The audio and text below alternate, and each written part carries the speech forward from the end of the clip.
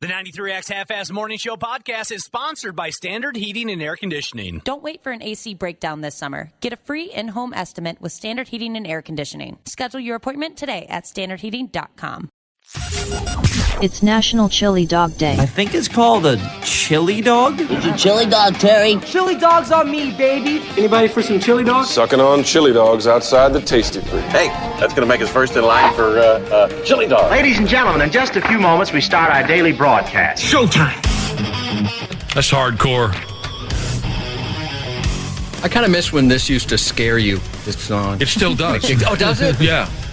I don't think I physically or vocally react to it the way I used to, but it still startles me every effing time. Do you recognize the riff now when it kicks in underneath the end of the intro? You'd think I would, but I don't. Oh, you don't? No. So it gets me. There you go, and here we go. We're the fresh edition of the 93X Half-Ass Morning Show. National Chili Dog Day, Cubby tells us. I haven't had a chili dog in years, and Josh, I would imagine since we sit in the same room together day after day, you're pretty thankful for that. I am. Yeah, I suppose you'd know if I did as well. I haven't had one I don't even remember the last time I had one. Wapple, you threatened to get one a week or two ago. No, I didn't. You never got them, huh? No. What I said was Chicago dogs are superior to chili dogs. Oh, I thought you were going to, what's that called? Portillo's. Portillo's. I didn't do that, but I made homemade Chicago dogs at my house that day. You did, huh? Yep. How'd that go? Very good. They were delicious. Well, you're a good cook. Yeah, Wapple went through puberty, by the way, in case anybody cared. I finally went through puberty. Wapple went through puberty? What are we talking about? Yeah, my voice is like slowly going away. What happened? It's almost just gone. Did you go to a concert or something? No, I didn't do anything. It's just been slowly going out for the past 2 days, and I'm not sick. I don't feel bad. It's just gone. Did you yell at the boss yesterday? I saw the two of you hanging out. I heard some loud laughing, but then did you start yelling at him? Oh, maybe it was my loud laughing that did it. Yeah. You guys seem to be having fun in that office of his. Yeah. He's got a beautiful office now. Yeah, he's got a new office. Mm-hmm. Everyone needs to find someone in their life that will laugh as hard at them as Wapple laughs at any authority figure here in the building. Yeah. and I don't mean laughs at as if he's making fun of them. He's just the greatest audience for an authority figure. No matter what they say, he laughs hysterically up and down and trying to make everyone feel better here in the building. I wonder what's going on with you now. You say you don't feel sick, but your voice is going away. Yeah. All right, well. That happened to me in 7th grade. I completely lost my voice for like 3 days, and one of my teachers said it was the best 3 days of the entire school year. Are you serious? Oh, man. That's a confidence booster. Wapple, I'm trying to figure this out, with you losing your voice, and I think I know it. So I've been listening to the Dateline podcast a lot, right? Mm-hmm. Your landlord is putting coolant in your beverages. That would make sense. I think that's what it is. It has to be. Yeah. Eventually, you're going to die from this, just for the record. You better get this thing checked out. Yeah, but my beverages have been tasting better now, so. Yeah, a little more sweet. I have that going. Nice knowing you. I'm going to sit far away from you for the rest of this week. I don't want to catch whatever you're on the brink of catching. I could probably put a face mask on. Cover the whole face. Yeah. If you don't mind. We've been looking at that thing for far too long. I get it. I have too. You think you're sick of it? I have to live with it. Don't hurt yourself over there now. You're the cutest guy I know. You shut up about that. I was kidding. Can I tell you my puberty story again from high school, where I was sitting in class, 10th grade, and there was a dude in my class, let's call him Donnie, and the teacher called on Donnie to answer some ridiculous question, some knowledge that none of us took with us any further than that very moment. Don't listen to these people that say you need an education. It's nonsense. I don't most of what we learned in high school, I don't remember a word of it. So there we were sitting in class, and teacher calls on Donnie, and his voice was mangled by puberty at the time. He said, well, the answer to the question is the Declaration of it. You know what I'm talking about? It was horrible. and this teacher was merciless, he'd probably end up on the front page of the paper these days. But this was 1987. So Donnie busts out this answer, and his voice is just a train wreck with the puberty. And the teacher says in front of all the rest of the class, and with Donnie right there looking at him, the teacher says, yeah, don't worry about it, Donnie. Those nuts will drop someday. I'll tell you right now. How did he take that? Oh, I mean, we roared. I don't remember how Donnie took it because I almost fell out of my chair laughing. I'd be mortified. Well, why don't you call Dr. P today when we get off the air, Wapple? At least make a phone call, because you say you don't feel sick, but if your voice is going sideways, you're probably some kind of typhoid something or another. I don't know. Yeah, I get it. You might be on your way out. So you're not feeling any other symptoms, though? No, not at all. It's so weird. It's just my voice. People are texting in possible reasons why your voice might be messed up. Sucking on a chili dog. Oh. I mean, that's possible, right? Smoking too much weed. Did you change the amount of weed you're smoking or the strand? I guess less. Sometimes smoking can have an effect. Really? Less weed? Yeah. Why? Any reason? No. He's out of it. Yeah, he's running low. Running out of it. The only thing I could think of is cigarettes, but I haven't upped that. That'll do it. Somebody else said the air quality. Oh. My phone's been sending me these alerts. Oh, the air quality alerts. Air quality's bad. Maybe even the AC, because we kicked on the AC. Oh, maybe you have like a... That's true. Maybe you have a dead mouse in the air conditioning unit or something. You know what I'm talking about? And it's blowing dead mouse bacteria. You have a weird illness. into your nose, and then it goes down your throat. It could be dead mouse air conditioning bacteria. Oh, wouldn't that be terrible to find that out? Yeah. You sleep, at night, and you're just huffing dead mouse. and it's like... You used to eat dead mouse. I did. Fumes. It's not like a fresh-looking dead mouse carcass. It's like been there for a while. No, decomposing. You know it's been there for a while. There's It's got maggots. bugs on it. Yeah. Maybe Heck Jesus wants to know about some other symptoms. You're not experiencing any rapid snap coiling of the penis or cracking nipples, anything like that? No, I always have the penis thing going on. You do? Yeah. Yeah, you got to be careful of that. Snap coiling. That is a symptom or a side effect of striretrenthal. Oh. Yeah, you might remember that medication. I love the ad for striretrenthal. When you sleep, is your yap cracked open?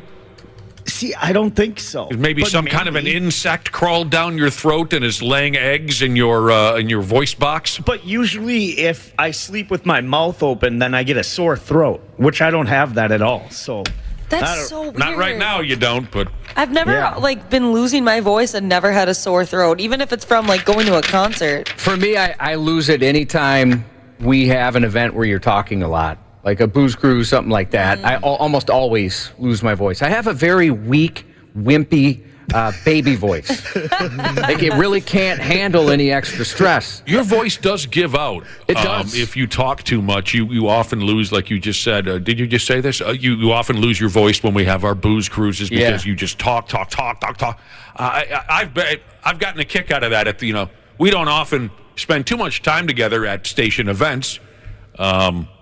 Christ, we spend every day together. Can't we have a little bit of time apart? Anyway, but then I'll see you at the end of the event, and I'll say, hey, Cubby, hope you had fun. I'll see you later. And you'll go, yeah, man, thanks a lot. I'll see you later. Yeah, it's kind of embarrassing.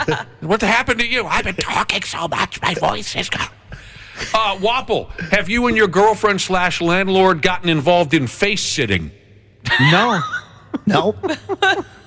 Still pretty vanilla on that. All right. That subject. Just checking in on all the possible problems. Well, maybe we should play a commercial for you, Wapple, to see if you have any of these other symptoms, and it might answer some questions. I would love that. I'm not letting the symptoms of VFS get between me and my dreams.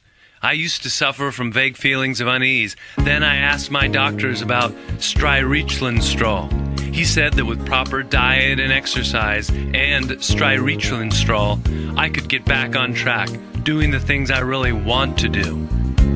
Striretrenthal is not for everyone. Contact your physician if you experience sudden dissolving of the teeth, withering of the brain cortex, aggressive clotworm clusters in the ear canal, daytime night terrors, rapid snap coiling of the penis, long periods of organ failure, also known as corpse syndrome, uncontrollable homicidal urges, foul-smelling cauliflower-shaped growths on the anus and face, internal tissue liquefaction, testicular gigantism in men and women, butcher's hack, sometimes called coughing up bones, loud cracking of the nipples, early onset mortality, unexpected localized calcified growths, also known as an anus rib, weak stream.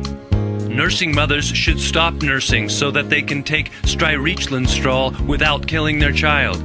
If you're taking strireclinstrol with myskletra, ask your doctor about taking clenflartrinsol. With strireclinstrol, I'm back on track and back to doing the things I really want to do. Any of those ring true with you, Wapple? No. Well, good news from Gilf. She said it happened to 2 coworkers, and they're better now. So hopefully you get better soon. Grower and then a shower, Jesus, says he has an answer to why Wapple is losing his voice, and it's simple. Answered prayers. Oh! That's not nice. Yeah, somebody said it's God answering their prayers. Just run that board, son, and shut up. Grower and then a shower, Jesus, he said he's upset because you said a Chicago dog is superior to a chili dog. He's lashing out. No, chili dogs. He's lashing out. What about... I got someone that wants me to do this. Purple pick'em. That's pretty Purple hot. pick'em. What about... a few people really are honestly thinking it's the air quality, which we've been hearing so much about. I don't know. I think that you're on to something with the whole, like, having to crank up the AC and it being super hot outside. Like, going in to really cold air and out to that heat. That does something to you. Fair enough. Well, we hope it doesn't get any worse. But, yeah, make a phone call or something when the show's over and stay away from me. All right. Easy to do. Oh, that wasn't necessary. Yeah. Oh, he didn't say anything about chili dogs. I didn't mean it that way. That was... I meant it as a dig on me. Well, I want to know if you're contagious. Cough in Dana's face. Did you win? Experiment. Dana, you're nice enough to find out if it's contagious, Yeah, right? Just to save the rest of us? I'll take one for the team. A listener wants to know if last night you won a karaoke marathon. No. Well, the good news is, no matter what happens to you, Wapple, we'll be all right. The rest of us will be all right. What's happening today? Our very popular and sexy porn star friend is going to visit today. Jordan Maxx. Alluring is the word that comes to mind, Josh. I can't argue with that. When I think of Jordan. Arresting. Cool AF, I think. Cool AF. Yeah, she's great.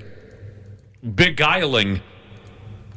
She is beguiling. I bet you some of you didn't even know I was familiar with these words. Is that the word of the day or something? No. What's Are you familiar with a thesaurus? Comely. Homely and beguiling. Did you say enchanting? I find her enchanting. I did not.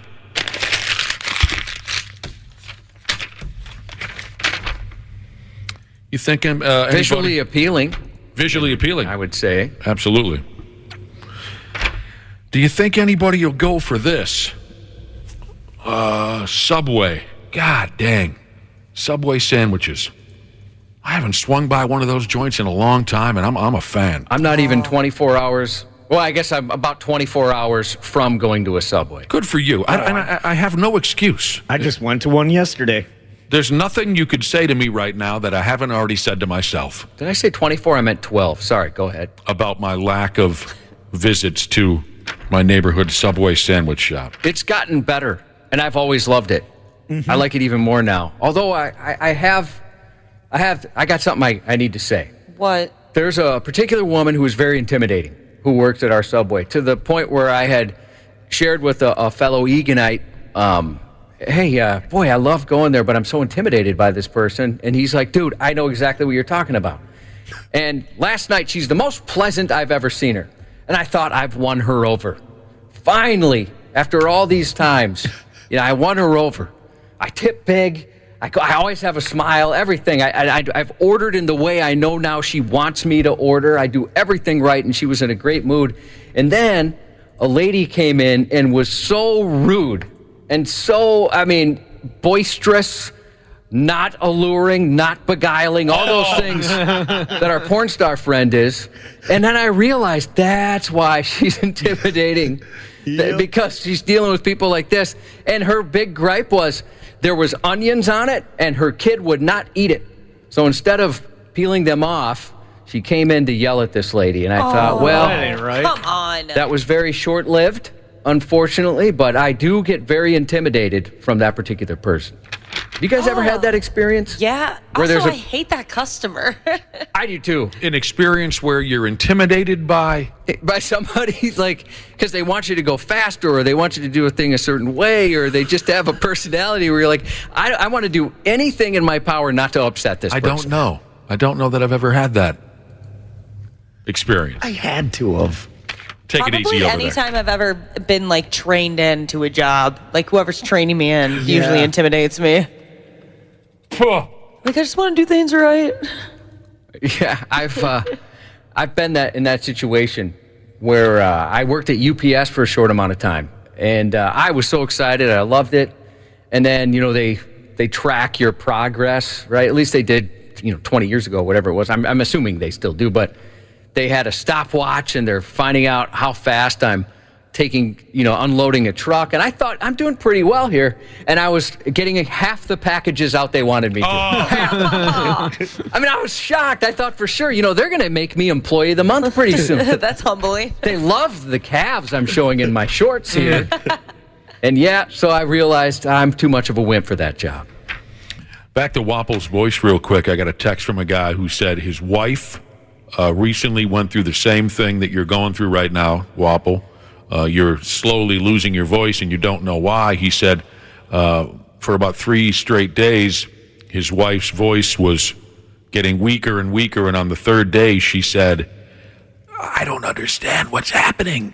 I'm losing my voice more and more. Do you think I should go see the doctor? And he told her, no, you're good. All right, Subway. Subway's giving away free sandwiches for life. Ooh. If someone out there commits to legally changing their first name to Subway. Subway Wessel's got a ring to it. What up, Sub? What up, Sub? Oh, I like that.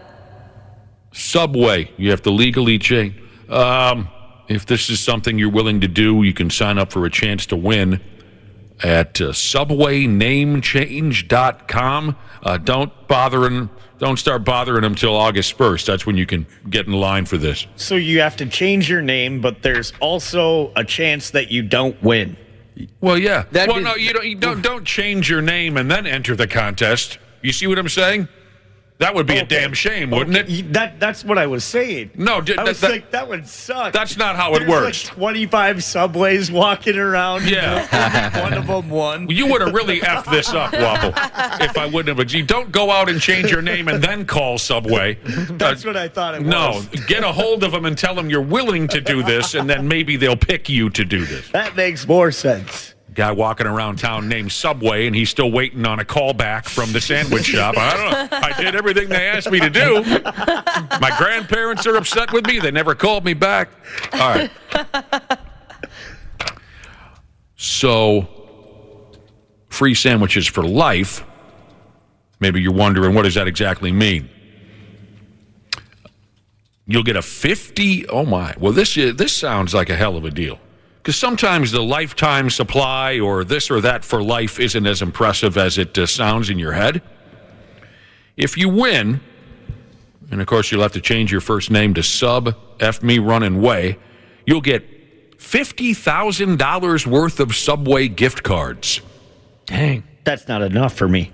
Oh, yes, it is. It would last a while. I could go through that. Oh, give me an effing break, $50,000 worth. You'd be fine. Well, yeah, I mean, I wonder how long that would take because, my son and I went yesterday, and after tip, it was and we got, 2 sandwiches, He got chips and a couple of cookies. Nice. And we're talking like $33 or something like that. Yeah. Here's what I have in front of me, Cubby. It's no longer the $5 footlong. You Probably know? like 5,000 sandwiches. I mean, You'd be good to go. Everyone in this room would be good to go on this, okay? Let me throw this at you, Wapple. For God's sake, what are you doing over there? That is pretty cool, though, because, sometimes they're like, oh, you only get like a case a month. So then you can actually like get the whole family a meal. All right. oh, yeah, that's true. Mm-hmm. Can I throw this at you? Can I throw this at you? Throw it at before us. you continue to, what's the word, Josh? Spectify? What's the word? There was a guy that we used to work with that hated to... Speculate? Speculate, yes. Remember that guy we worked with? Yeah. And that's like all he did, but he usually the people that say, oh, I don't really like this, are the ones that do it the most. All he did was speculate, but then at times he would say out loud how much he hates to speculate. Yeah. Okay. You know what else he hated? Lying. But all he did was lie. But he hated liars, and he would tell you, hey, I'm not going to lie. But then he would lie. Okay. If you had one sub a day, this is $50,000 worth of Subway gift cards. Somebody did the arithmetic. If you had a sandwich a day, every day, that would last you between 10 and 20 years. I think you're getting a pretty good deal with $50,000 worth of Subway gift cards. 10 to 20 years. Yeah, that would work for me. Yeah. I'd eat it every meal. Yep. I think, and then also, I'd act like a rapper or a professional athlete, where I would bring an entire crew with me every time we went. 100%. Yeah. Hook everyone up. Just ball out, yeah. I'm glad you mentioned every meal. If you had Subway for breakfast, lunch, and dinner every day, it would last you about 7 years. Don't They've you got think? pretty good breakfast, too. 7 years, Totally you'd be agree. pretty satisfied, wouldn't you? Yeah. Speaking of Josh, you're talking about being a baller and bringing everybody. When I was first in radio as a part-timer in college, we would do promotions at a burrito place called Baja Soul. And one day I was in the boss's office or something, and he flips me a gift card. He goes, "Oh, here, poor college kid, take this." I'm like, "Oh, cool, I got a gift card," So I go to Baja Soul. I'm hoping it's enough to cover my burrito and chips. And the guy goes, "All right, the remaining balance is $990 left." So I'm like, so it was $1,000 gift card. Wow. So I would bring all my buddies. I'd bring Babe. It was awesome. Heck yeah, that place is awesome, too. Being 20 and just bringing people to Baja Soul with this, what seemed at the time like an unlimited amount of money. Yeah, man, I wish I knew you back then. Right I would now, have taken you to Baja Soul, actually. right now, I have to do that with a coupon. Come on, everybody, I got a coupon. I got a BOGO. Let's go. let's Everybody party. pile in. That's a pretty big gift card. Can you imagine losing that sucker, though? I guarded that thing with my life. You'll also get $750 from Subway to cover the cost of changing your name. Do you guys know anybody who just straight up changed their name? Yes. Yep. 2 people. From something quite... Well, the one person that I know that changed their name, changed it completely, not just their first name, but their last. And it was quite dramatic. Quite dramatic. What were the people that you knew? Was it very dramatic like that? No. It went from, it was kind of a dorky name, but nothing that you would, laugh at. It was a little dorky. It wasn't so much about their name as it was their personality. They suddenly went through some kind of a Reawakening. Rebranding. Yeah, that's a good word. That as annoying as the branding thing is, that's a perfect way to put it. They became this, now I'm wonderful, and they changed their hair, and they changed everything about themselves, and they went as far as the name, too. And it went from kind of a dorky name to rock star, over-the-top, annoying name. So for you, it was similar? You know the same. You're just not thinking about her. No, I'm not. Former coworker. She changed her name. It was they both began with an S. But I don't remember. Yeah. This gal I knew years and years and years ago before I got into radio. The other person was a guy, and he changed his name because he was named after his father, who he despised. He hated his dad. And for good reason, really. We can all relate to that, right? So my kids can. So he changed his name for that reason. Okay. My parents offered to let me change my name as a kid because my name's Dana. It's traditionally a girl's name. There's a lot of girls in my elementary school named Dana, no other guys. I got teased a lot. So they sat me down and said, like, if you honestly want to do this, we'll do it. We'll go through the work to do it. And they're like, what would you want your new name to be? And Subway. I go, Nintendo. And they go, okay, no, you're gonna still be Nintendo. So that was the end of that conversation. Did you ever consider going by your middle? Sorry, Ashley, go ahead. Oh, I was just going to say, that's cool that they brought that up, though. Yeah, definitely. There were a lot of girls in your class named Dana, huh? Mm-hmm. You see, here's the deal. When we were, Josh, folks from me and Josh's generation, there were a lot of girls named Kelly, and there were a handful of guys named Kelly. Yeah. I don't remember the guys named Kelly getting any grief at all. I love that name on a guy. No, I don't either.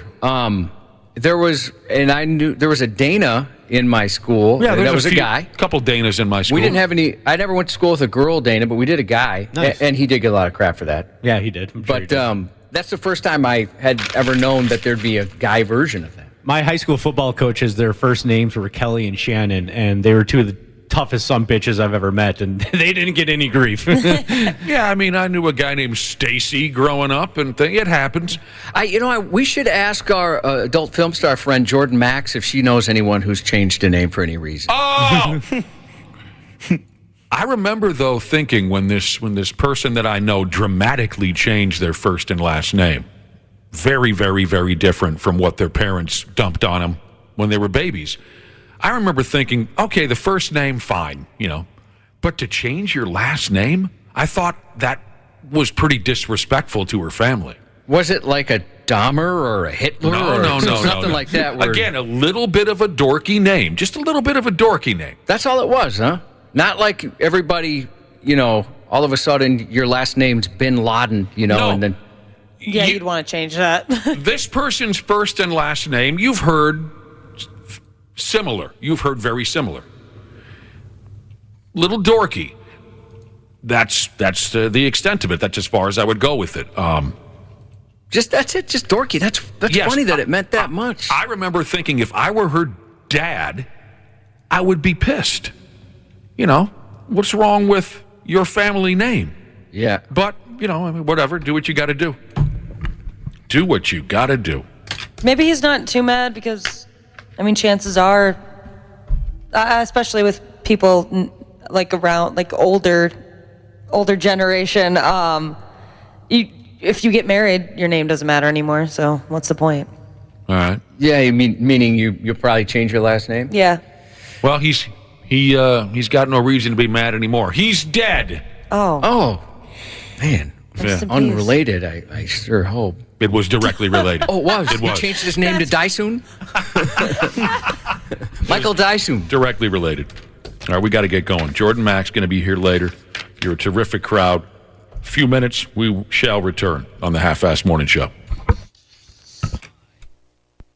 Half-Assed Morning Show. 69. This show sucks. Who are you, fart knockers? 93X. CJ Ham for Standard Heating and Air Conditioning. When I'm on the field, I can take anything. But at home with my family, we like everything to be comfortable. That's why I trust the pros at Standard. They've been keeping Minnesotans like me comfortable for over 90 years. Is your cooling system making strange noises or not cooling properly? Don't wait for an AC breakdown this summer. Get a free in-home estimate with Standard Heating and Air Conditioning. Schedule your appointment today at standardheating.com. For a limited time, Sweet Deals is offering qualified listeners the vacation of a lifetime. An all-inclusive 5-day, 4-night stay in a suite for just 2 adults and up to 2 children in Cancun, Mexico for just $299. This opportunity is valued at more than $2,600. That's right, a $2,600 vacation for $299, and it's all-inclusive, meaning all your food and drinks are included. Attendance is required at a presentation for Vacation Club ownership, but who cares? There's no purchase necessary. And you have a 30-day money-back guarantee if you change your mind. Do not miss this exclusive luxury vacation offer from SweetDeals.com. $299 for 4 nights at an all-inclusive resort in beautiful Cancun, Mexico. Go to SweetDeals.com right now and snag this once-in-a-lifetime offer. That's SweetDeals.com. So, we've got a #1 deluxe meal. Is there anything else I can get you? Yeah, I'd also like a good night's sleep. Maybe something like the I didn't struggle all night with my uncomfortable CPAP mask. Sir, I think what you're looking for is Inspire. It's an implant that works inside your body to treat sleep apnea without a CPAP. Come on! He sounds hangry. Inspire. Sleep apnea innovation. Inspire is not for everyone. Talk to your doctor to see if it's right for you. And review important safety information at inspiresleep.com. Half-assed Morning Show. 93X. Stupid news on the Half-assed Morning Show. Here we go. We'll get to the stupid news. But first, we had a little conversation about the Subway sandwich shops. We got them all over town here, don't we, Josh? Yeah, we do. We got a few in our town. I love it. They got a gimmick going. Maybe swing by their website or something. They got a gimmick going where if a fan changes their name legally, their first name to Subway, you'll get into a running with other people who are willing to do such a thing, and somebody's going to win free sandwiches for life, which equates to a $50,000 Subway gift card. Hell of a deal if you don't mind doing such a thing. I never thought of this, but racehorse trainer Jesus, he says, Wampo, you don't got to do a damn thing. You're already a sub. Aren't you, you little bitch? You're already a sub. Yeah. Nick, you'd have to change your name to Domway, wouldn't you? There's no way you're a Subway. Oh, I'd like to go the other way with that, Josh. Yeah, you do. I like to be the one in charge. I do. You sure do. I do. I'm running the show. Look at me. Look at me. Wapple, look at him. You little muppet. Now tell him what to do. He's looking at you. Take off your clothes. Oh, man. Take them off. Where should he look now? Look away. Look away. No, don't you look at me. All right. All these high-tech new ways to whack one loose. They're difficult to keep up with. Even more difficult to explain for a guy like me. But as usual, what am I going to do, Josh? I'm going to go ahead anyway. I think we recently discussed something similar to this. Not that it matters. An erotic entrepreneur, they call them here in the story. An erotic entrepreneur. Those are my favorite kind of entrepreneurs. I didn't know there was any other type. He's invented a new toy that allows solo sex enthusiasts to masturbate using only their minds. I always have kind of wondered that. Why we were created to need the stimulation. You know, if... what do you mean? As God tells us, sex is to procreate and procreate only. It's the only reason why I ever engage in such a thing is to reproduce. So why wouldn't... I mean, I understand it's got to feel good, so, you know, before we were so learned on TikTok and things like that teach us about life. Yeah. That it has to be fun. Otherwise, you know, people back in the day who didn't know how it all worked, by that, like the cavemen or whatever, they'd want to do it. Right. But why does it take the friction? I know a guy who asked his urologist about it. That was me. Just curious why it just doesn't happen on, like, if you thought about it, like said, okay, go. Yeah, you know, that is a difficult question to answer, Josh. Weird thing to ask someone, but I was always curious about it. I get it. This erotic entrepreneur goes by the name of Brian Sloan. I like that last name. Fair enough. Mm-hmm. What do you think of the name Brian? Not a fan, you say. Take it or leave it. I like the name Brian. Oh, I know why I like Sloan, because of Grey's Anatomy. Never saw it. We could spend all day. We really could spend all day talking about this effing Brian Sloan guy. Trust me. Just wait. Oh, and by the way, if you want to impress your fellow coworkers right now as you all awkwardly listen to this masturbation story together, tell them that you have already heard of Brian Sloan because he's the guy who invented the auto blow. Oh, yeah. Go ahead, tell them, and then I'll continue. Yeah, the auto blow. There's the auto blow and the auto blow AI, right? Aren't those two different ones? Or maybe the auto blow 2? I have a friend who bought one. How's he like it? He was a fan. He said the negative is, well, he had to get rid of it. Goodwill, I think, or whatever you do with something like that. Yeah, Goodwill. And he said it's very loud. Oh. So that was the neighbors are getting, he's using the auto blow again. Here he goes again. Some of those toys are loud. I was hanging out with a lady a while back, and she fired up one of those vibrators. And quite quickly, I turned to her and I said, "Is that thing broken?" And she said, "No." Because the sumbitch was just going.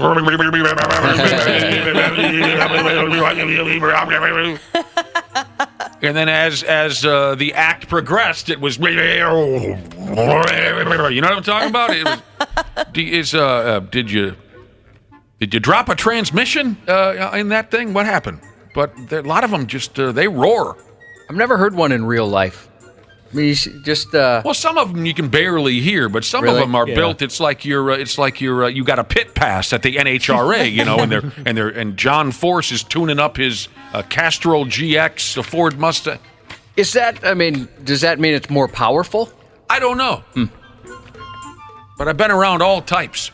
Who here has had the males? Because you know, there's so many toys for women, but is it? Oh yeah, Wapple, you had the fleshlight. Mm-hmm. Did you get one? Don't they make a vibrating version of that? I thought we talked about it. I think so. All right, so that means you haven't tried it? No, I haven't. But even that was kind of loud. What? The fleshlight? Oh, yeah, in use? Yeah. I understand what you're saying. Did your roommates hear? Because weren't you living with guys at the time? No, they didn't hear. Would it be that? Is it that loud? We're a roommate? Oh, no. Dana, since you got divorced. Uh-huh. No, I haven't had any of those. Nothing? No, I never dangled in that. All right, so back to this Brian Sloan guy. He teamed up with some researchers, you know, techie people, and they created this new Mind F device. If you want specifics, this device is powered by something called, and I'm going to do my best here, it's powered by electroencephalography. Electroencephalography. Maybe I should have edited that out. Who cares? Well, there's people that might know exactly what that is. Well, that is true. And they've been trying to find a use for it. He says, until now, we've only controlled sex toys using buttons and dials, which is 100-year-old technology. People, Well, and cell phones. let's try and keep up with. This is 100-year-old. Thinking yourself or someone else to orgasm will transcend the normal human experience, giving us a completely new sexual ability. You know, Texter brought up a good point on nocturnal emissions. Sure. There's no contact there. It just kind of happens. All in the mind. Oh, yeah. Causes that. You are every woman's nocturnal emission, Josh. You are. Not one. I don't think I'm one. I told you before, a different friend had, I forgot the name of it, but he had a toy that he could, just at work, he could program the vibrations for his wife. Like, you know, make a custom playlist for orgasms. Yeah, I've seen those. And I felt so uncomfortable because one time he's pulling out his phone. He's like, hey, hold on a second. I'm just kind of doing something here. I'm programming my wife's vibrator. And I felt like I was somehow involved in their sex life. Yeah. Like I was a part of a threesome. Yeah, a roundabout way was a three-way. Yeah. But so I didn't make any suggestions. He's like, what do you think? Should I do this one or this one? I'm like, that's on you, man. I'm not going to get involved. That would be weird if you started collaborating. That's fun. It's good old-fashioned fun. Anybody here done that one? No. Nick, What's have you? that? That seems like something you may have tried. A remote control vibrator? Yeah, in some way, whether that be an app or just... Oh, I know you've done the remote control vibrator. I've seen you do it here in studio. Oh, yeah, I guess I did that too. I've done the one where you and your lady and then her good friend are in a room together, and we hooked the ladies up to the remote control vibrators, and I sat across the room and lit them up while we watched SummerSlam on pay-per-view. Oh, seriously? Yeah. Wow. Did that do anything for him? Or? No, we just happened to be watching SummerSlam and decided to play that game. So, I'm sitting there watching, the Usos go up against John Morrison and The Miz, and then I lit them up whenever I felt like, and they did, That's fun. And then I gave the remote to one of the girls. To use on the other? To use on the other. What were we talking about? We were talking about AI. Right. Using your mind to orgasm. Yes. So for now, until the next high-tech whack-off toy comes along next week and makes this one completely obsolete. Until then, if you want to blow the doors off everything you've known about masturbation, they say you got to get yourself hooked up to this new thing. Here's how you do it. You get hooked up to an EEG headset, which measures the spontaneous electrical activity of the brain. All right? Copy. Then, this new hands-free sex toy called the Auto Blow AI Plus is fastened to your penis. And then it's connected to the Wi-Fi. And then to your garage door opener, and then to the baby monitor. And then this is ridiculous, but here you go. The EEG headset measures the user's brain activity, which in turn controls the action of the Auto Blow AI Plus via the Wi-Fi. Judging by your brain waves, the toy can speed up or slow down its stroking motion. And even features a finish me function designed to induce orgasm when brain signals show a desire to give way. Finish me. You see what I mean? Finish him. You might have to listen back to this on our podcast to follow, because I have no idea. Because everyone's brains are different, every mind-controlled Auto Blow A1 Plus, or whatever the hell I've been saying. AI Plus. AI Plus. It has to be custom trained for each user. It's absolute madness. Yeah, it seems like a lot more work than advertised. Yes, it does. Now, this effing Sloan dude, the guy who created this, he's promoting this new toy. He hopes the product will one day be seen on the shelves at your favorite adult bookstore, or whatever they're referred to these days. He's created a whole top drawer worth of sex toys over the years. Playboy magazine called him, quote, the man who wants to change the way men get off. And fellas, haven't we been waiting our entire lives to meet that man? I know I have. I'll tell you more. Sloan also invented something called the 3-FAP. Some type of rubber whack tool that can look like a mouth, a vagina, or it can even be made to look like what they call here in the story, an anus. Ooh. Wonderful. Good to have options. Yeah, 3-in-1. I told you that we could spend all day on this dude. I'm not even halfway done. He's also a talented host, Josh, like a Ryan Seaberg. What the hell is it? Like a Ryan Seacrest. He's a talented host. He's previously hosted contests for the most beautiful vagina. I won in 2007. Congrats. He's hosted a contest for the most beautiful scrotum and the most beautiful, again with the word, anus. And each of the 3 winners took home $10,000 in prize monies. I'm going to make you a promise. Josh, I'm going to make you a promise. If I ever win most beautiful scrotum, I'm going to be the same old guy you fell in love with years ago. I don't know how you could. I'm still going to be. You just won $10,000 for your scrotum. I'm going to be the same guy. You know, you're going to say to me, "Don't change. Don't change." I won't change. You know who I'd love to talk to someday? The gal who finished last in the most beautiful vagina contest. How's that feel? True. How interesting would that be to have that conversation? Yeah, your vagina is not worth $10,000, but her anus is. What does that say? That'd be so interesting to have a conversation with the gal who finished last in the most beautiful vagina. I'd ask her, what's the training like leading up to the contest? I mean, do you leave it alone? Do you cancel any plans to go horseback riding in the days leading up to the... And what do they do when they stand on the stage? Is it like Miss America where they kind of go back and forth with the crown and finally you're going to figure out which one won? I don't know. There's got to be. You think this is on YouTube? Is there a fan vote? Fan vote? I don't know. What's the anus judged on? Just purely looks, or what's the vagina judged? The scrotum. Yeah, function. Does it work? I gotta find this on YouTube. I gotta watch one of these happen live. The guy hosted the contest. I would take this very seriously if I was a judge.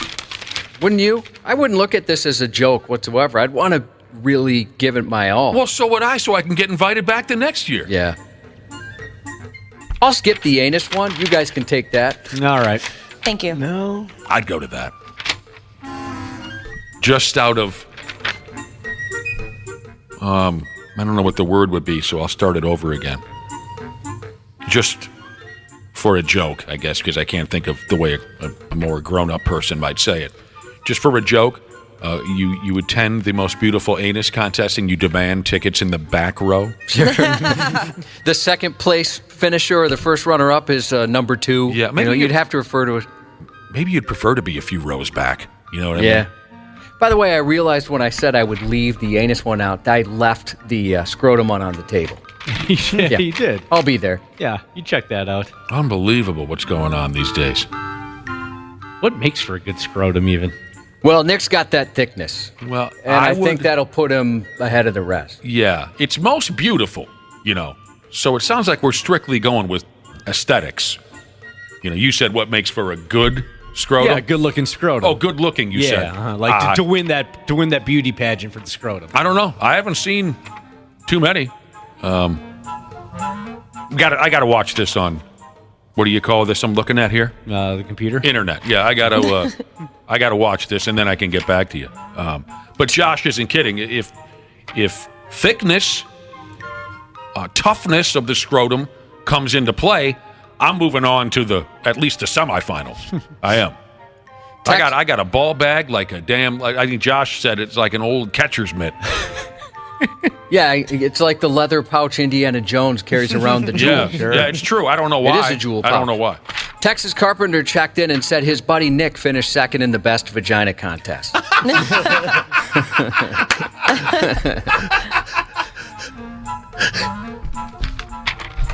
All right. That's just...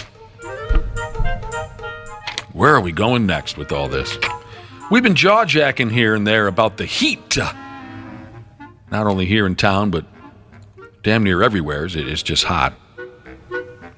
In Beijing, China, folks are buying up all the face kinis to try and deal with the hot weather. Have you seen the face kini? No. Yeah, they are so creepy.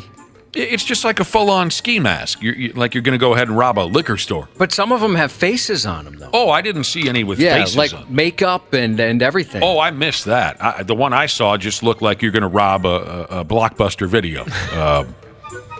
I'm looking up now. Those are pretty creepy. So it must kind of come off like Leatherface from, how do you call that movie? Texas Chainsaw. Oh, right. I don't like these. These are scary. Okay. I guess it keeps the scorching hot sun off of your face. I'm not sure how an extra layer over your face is comfortable when it's hot as hell, but I don't know. Check them out. They're stupid.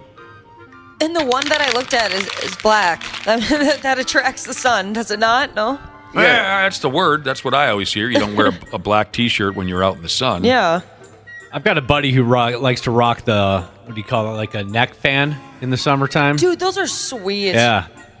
He's a big advocate for the neck fan. I don't know what it means to rock a neck fan. So it's kind of like headphones almost that like kind of wrap around your neck a little bit, and then it's got a fan. And I think some of them like shoot cold, obviously shoots cold air, but some of them like spray with cold water too. Jesus, and I got to get one of those. Josh, you are a resting bitch face sufferer, are you not? Unfortunately, yeah. You've mentioned before that you've been misunderstood in the past, where people have assumed you to be upset because of the look on your face. You get a complex about it. And you were not upset at all? No, not even close. I mean, I've had that happen where people, and then I wonder how many times someone doesn't say it when they thought, like, hey, is everything all right? You seem like down or upset. And I'm fine. I thought, well, how bad must it be if I am down or upset? I can't help but notice it at times. I mean, I have noticed it before. You can't sit in the same room with someone for 27 years while crushing all other competition in local morning radio and not notice certain things about them. And there have been times I've assumed you to be unhappy because of the look on your mug. Yeah, I'm not. I know you've asked me before, like, hey, is everything cool? Yeah. And I'm confused almost. And then you know how I am. So I'm thinking, oh no, what does he know that I don't know? Or what is he trying to say? I hope that I haven't contributed to your complex. Here's the deal. Apparently there's now surgery that can correct resting bitch face. I'd kind of consider this, but I'd look like the Joker or something like that. Yeah. Don't do this. Don't do this. A lady in the story here named, Irina Pramushkin.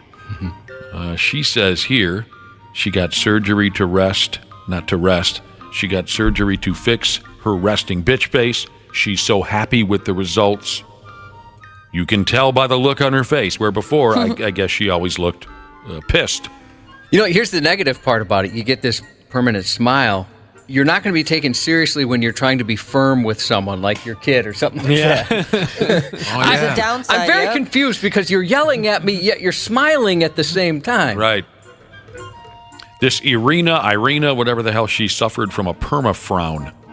The doctor who straightened things out for her is a fella named Andrew Jacquino. Jacquino. Wow. Unfortunate. He's a plastic surgeon. Jackin, yes.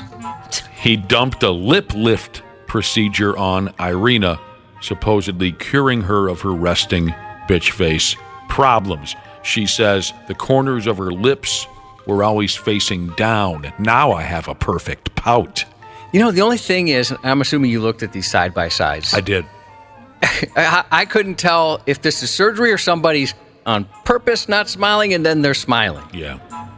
One of the before and after pictures, Josh, looked... There was a big difference between before and after. I bet I can guess the one. Was it the older lady? The older lady. In the second one, she's wearing makeup, though. Oh. You see, so her lips are a lot more full.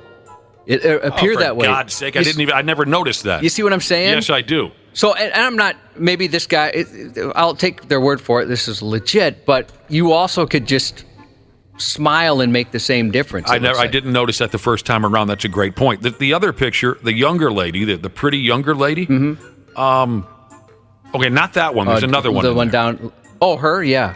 Yeah. She didn't look like a bitch in the before picture. I agree. And I think she looked they used lip filler. She's gorgeous in the first picture. Yeah, she looks great. Not that she looks terrible in the second, but it just seemed unnecessary. It takes about an hour. You're gonna have to hand them summers between $3,000 and $12,000 in trade for this. That's a big difference. Correction. Yeah, depending how big of a bitch or a dick you look like. Yeah. Lifts. Did I say that right? Lip lifts are up 3% in the last couple of years. You ought to know this. You can't reverse a lip lift. There's no going back. Once they're lifted, they're lifted. That's scary.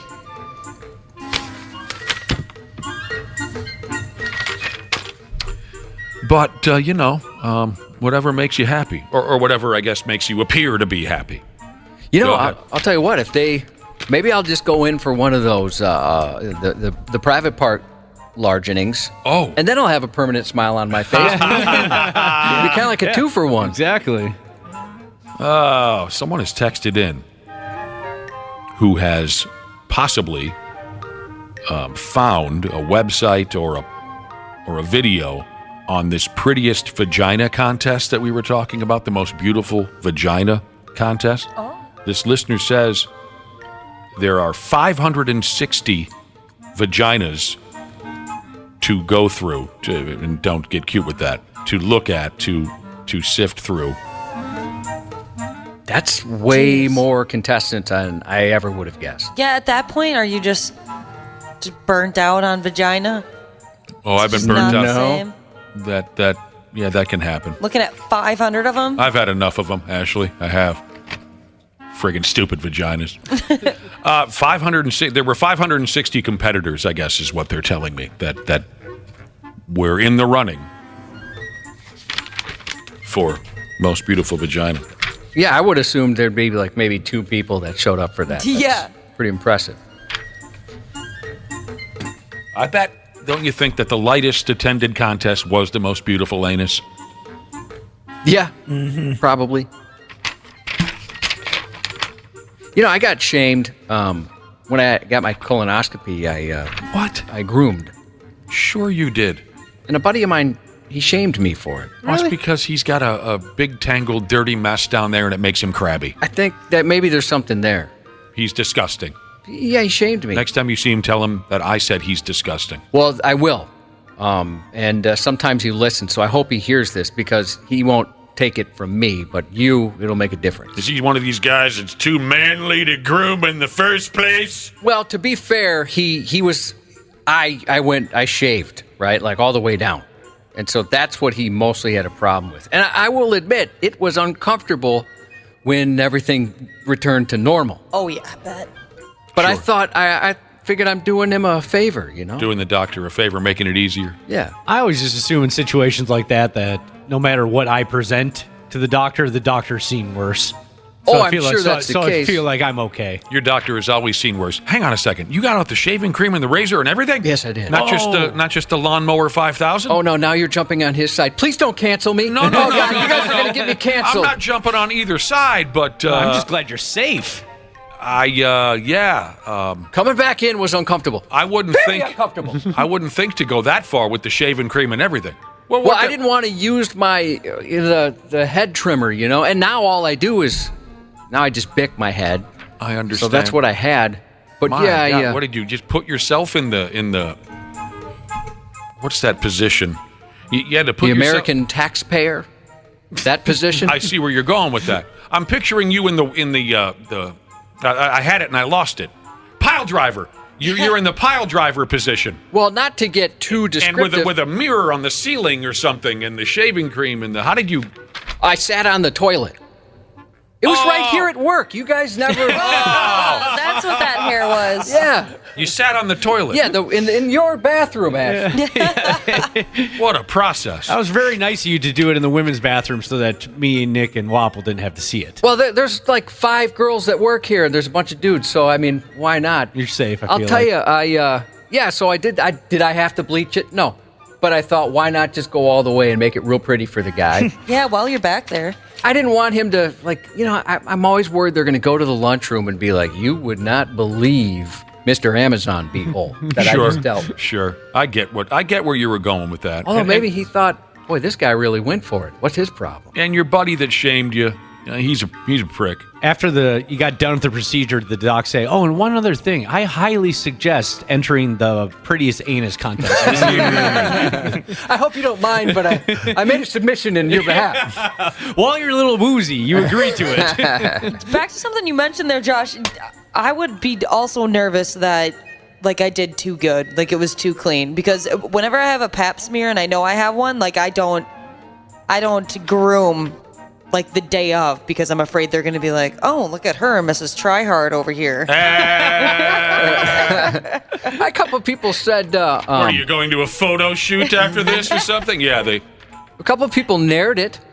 They went for it when they had their colonoscopy. Okay. Risky. Texas Carpenter texted in, and he said he shaved her down to the bones, too, the back door, before he went to his colonoscopy. And he said, like you were mentioning... the grow back was uncomfortable. He was thinking about dragging his ass across the carpet like a dog. I bet. And he's dealing with heat, you know. Maybe in the summer that would have been a real bad call. That's funny that you don't clean it up all the way, Ashley, because you think they're going to judge you one way or another. Well, look at this show. Doesn't she think she's something down here with the perfectly clean vagina? Little Miss Perfect Vagina decided to come again. Oh, I could have phrased that better. I could have phrased that way better. I thought it was perfect. That's fun.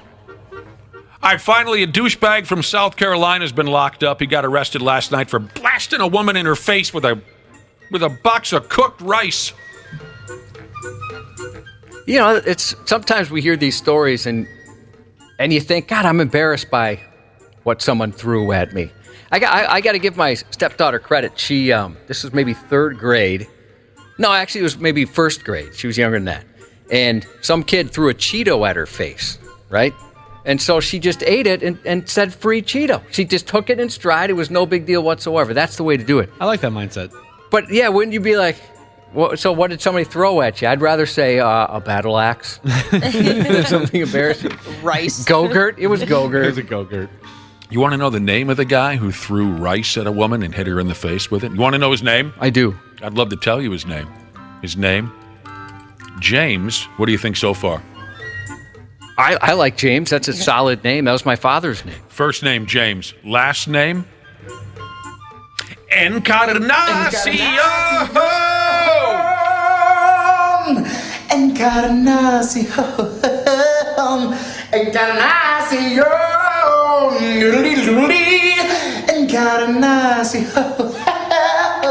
He threw a box of fried rice into a motor vehicle and hit this gal right in the schnoz with it. Cops were called. I love this part. Encarnacion. He was holding a takeout container of rice when the cops arrived on scene. Gee, I wonder if this is our guy. I swear it wasn't me. While we were talking about personal grooming, can I tell you one more story before we go to break, Josh? Please do. Maybe you had to be there. Maybe you had to know this guy. He's passed now. He was one of the ultimate characters of all time that I've ever met in my entire life. You've never met anyone like this guy. No one ever has. We miss him. But he was just the biggest, baddest sumbitch. And one night we're at the bar, and people were talking about going out to dinner. Have you been to this restaurant? Have you been to that restaurant? And here's Donnie standing there listening. And this lady walks up to Donnie and says, Donnie, have you gone to... And she named a fancy restaurant. Give me a made-up name for a fancy... Tiffany's. Let's call it Tiffany's. Oh, I've had breakfast there. Go ahead. She says, Donnie, have you been to Tiffany's? And he says, no. And she says, oh, it is so good. They have this bread that they bring out and they put it on the table and with warm butter, and it's just delicious. And you got to get the salad bar at Tiffany's. The salad bar is so good.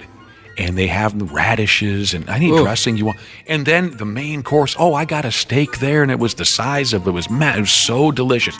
Donnie, you have to try Tiffany. She's giving this, very direct and clear, story about this wonderful restaurant. So, Donnie, you've got to try it. And he pauses and he looks down at her and he says, I bet all the waitresses there shave their vaginas. Well, we're all thinking it. And this lady, her face just completely changed, and she says, I guess. That's crazy. Yeah, that was the thought that came to his mind. On the topic of shaving and cleaning up for the doctor, I mentioned when I had my colonoscopy, I wanted to clean up, so I did back there. Wolfpack Softball Jesus said, don't shave it, make him earn that paycheck. But Pickle Rick, he agrees with me. He said he shaves his anus every time he goes to the dentist.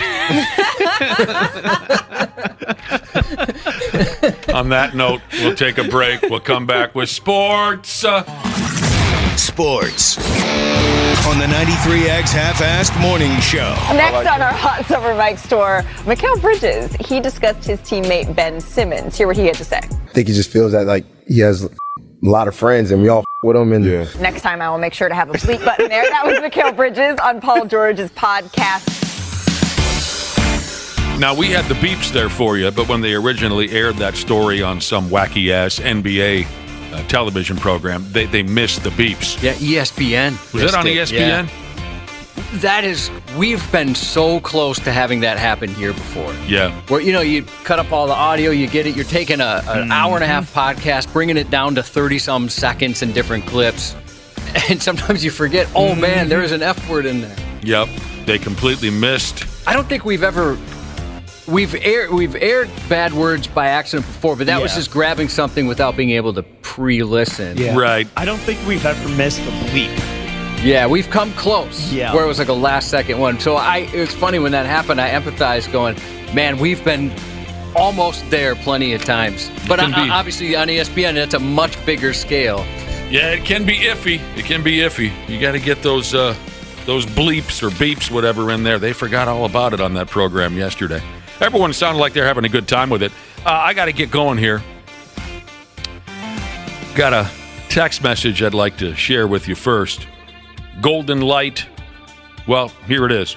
Former Golden Light trucker Jesus, now Bush Light head for the mountains Jesus. He very sarcastically, Josh, is thanking you for talking about how you cleaned yourself up back there before you headed in to see the doctor for your colonoscopy. Sarcastically? Even with the shaving cream and the razor, you took care of every damn thing back there. Well, former Golden Light trucker Jesus, now Bush Light head for the mountains Jesus, is saying, thanks a lot. His dad, I guess, goes in for a colonoscopy every couple of weeks, and he says, now I'm picturing my dad in the pile driver position and my stepmom shaving his ass for him. Oh, now I'm picturing that too. If any of my kids are listening, that's exactly what happened. You'll never look at mom the same way again. You know, you can't say that Twins-Mariners series wasn't an entertaining deal. For those of you who wanted to see more action at big league games, yesterday's game was your effing wet dream. They combined for 7 dongs, 22 hits. Unfortunately, it was Seattle who got the better of the deal. They won 8-7. The Twins kept fighting, but they didn't have enough. They got a day off, and starting tomorrow, they have a 3-game series in Kansas City. Much more to cover when Randy Shaver ducks in here in about a half hour. Josh's News is coming up. Half-assed Morning Show. 69. This show sucks. Who are you, fart knockers? 93X. CJ Ham for Standard Heating and Air Conditioning. When I'm on the field, I can take anything. But at home with my family, we like everything to be comfortable. That's why I trust the pros at Standard. They've been keeping Minnesotans like me comfortable for over 90 years. Is your cooling system making strange noises or not cooling properly? Don't wait for an AC breakdown this summer. Get a free in-home estimate with Standard Heating and Air Conditioning. Schedule your appointment today at standardheating.com. Are you currently enjoying the show on the Stitcher app? Then you need to know Stitcher is going away on August 29th. Yep, going away, as in kaput, gone, dead. Rest in peace, Stitcher, and thanks for 15 years of service to the podcast community. So switch to another podcast app and follow this show there. Apple, Spotify, or wherever you listen. Half-assed Morning Show. 93X. I'm scared to hear that because I'm over here walking my dog alone and walking by myself alone, so it's scary. A 33-year-old Massachusetts man has been charged with attacking a 59-year-old woman after accusing her of not saying good morning to him. You know how it goes. You want to beat a near 60-year-old if they don't say hello? The attack happened about 9 a.m. 2 weeks ago today. Boston police officers responded after the woman said an unknown man attacked her, later ID'd as Ian Atkinson, and apparently he walked by as she watered her lawn. The man allegedly cursed at her for not saying good morning to him. The woman told police that she started videotaping because his aggressive remarks scared her. Atkinson, who had gotten into a black Mercedes parked nearby, then left the car all of a sudden, approached her, and began punching her. Oh, no. Home security surveillance video shows he punched the woman at least 7 times in the head. What in the hell is wrong with you? The video then showed him return to the Mercedes, put it in reverse, and swerve in the victim's direction before driving away. Police issued a warrant, and he was arrested several days later. It's difficult to comprehend the viciousness and randomness of such an attack, in this case on a stranger doing nothing more than watering her lawn, the DA said in a statement, all over a perceived and perhaps non-existent slight, he said. The defendants accused her of not saying good morning to him. I quote from the police report, when people say good morning to you, you should say hi, you crazy. He's been charged with assault and battery causing serious bodily injury. If this was a friend of mine, well, number one, we would no longer be friends. But number two, before I ended the friendship, Josh, I would have to say to him, You punched a 60-year-old 7 times, couldn't keep him down, huh?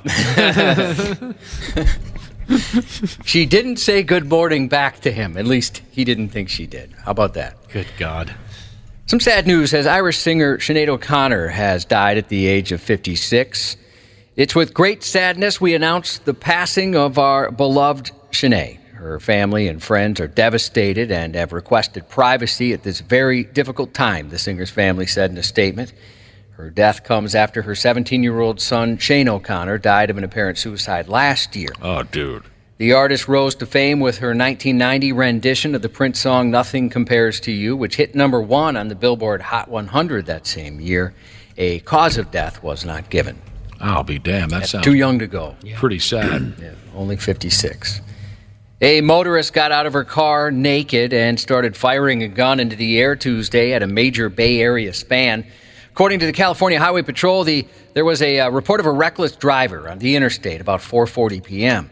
A caller told 911 dispatchers the driver appeared to have a gun. CHP said the driver stopped on the San Francisco-Oakland Bay Bridge, got out of her car while wielding a knife, and yelled at other drivers. Jesus. She got back into the vehicle but soon stopped near a toll plaza. This time, she allegedly exited the car naked and carrying a gun before firing shots into the air and at other vehicles. 2 bros caught it all on camera, bro. Holy dude. Oh my God. Oh my God. Oh my God. Oh my God. Yeah, it's a lady. Whoa! Bro, what the If you listen to the whole audio, they say bro a lot. I bet. Oh, yeah. They sound like the type of bros who would say bro a lot. There was a lot of bros in there. Now, I'm guilty of that myself. And dude. Law enforcement arrived and arrested her while several lanes of traffic were temporarily shut down, and that caused major delays. No word on what prompted her actions. No injuries were reported. An Idaho man who shot the driver of another vehicle during a road rage incident could serve as many as 20 years in prison. 42-year-old Roland Castillo ran a stop sign and was flipped off by another driver. Well, that didn't sit well with Roland. So he chased after that man and shot him using a stolen gun, hitting him in the shoulder and hand. The man called 911 and provided a description of the vehicle and the direction it was headed. A deputy found Castillo about an hour later. That's how you want to go out, huh? Yeah, I guess so. I mean, you blow the stop sign, someone gives you the finger, and you're the victim in this situation. I love that. I love that mindset. Yeah, me too. A driver allegedly led police on a car chase Tuesday afternoon through several towns in New Hampshire, and that driver was a 12-year-old girl.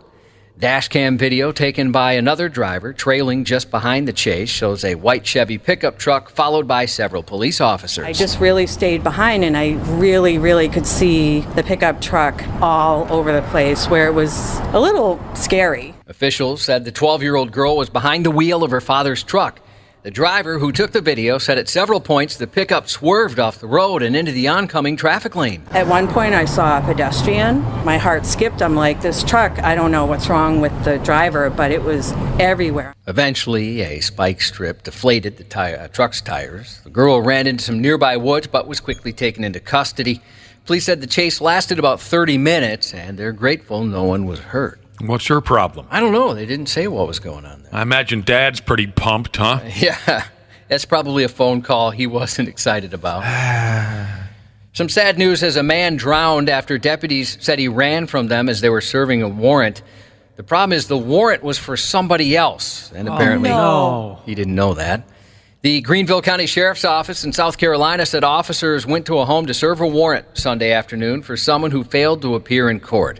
When deputies got to the home, they said a man whom the deputies were not looking for ran from the house and jumped into a nearby lake. Witnesses told us that he ran up the lake, ran down the side of the lake, and then went into the lake, and appeared that he was trying to swim from that side to the other side. He got about halfway and then turned around and swam back.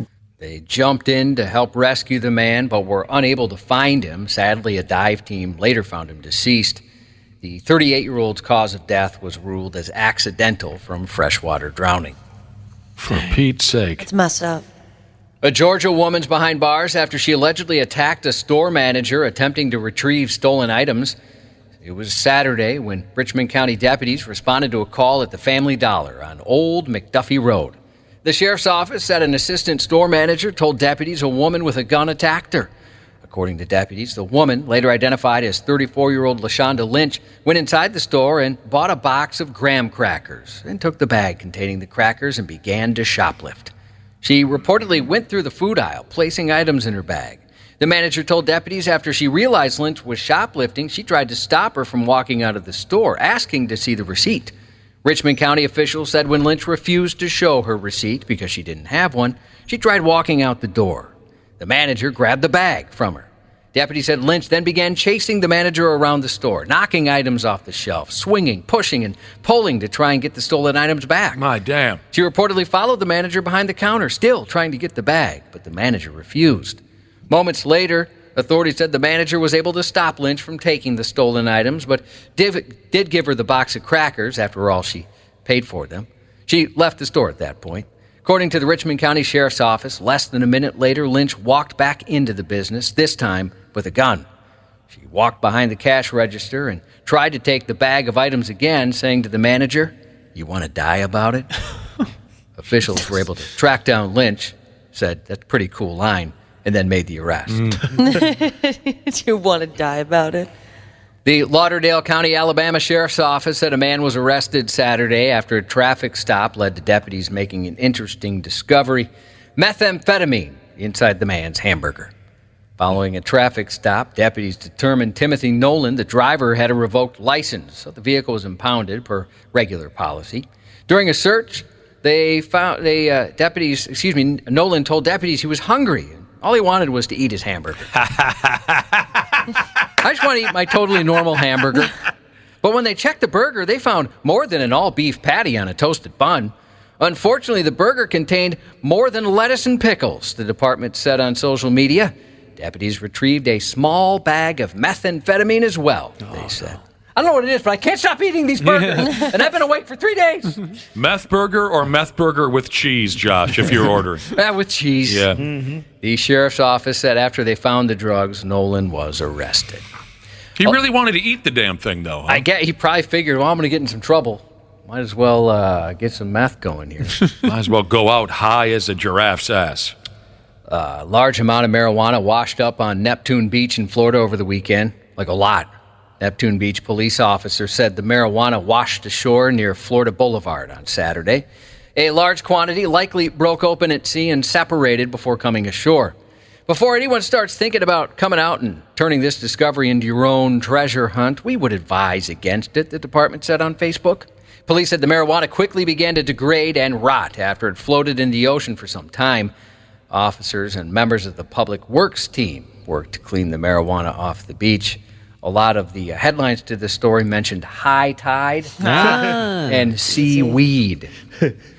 Several other states that have legalized marijuana, including Colorado and Washington, saw a sharp increase in drivers being stopped for driving while high.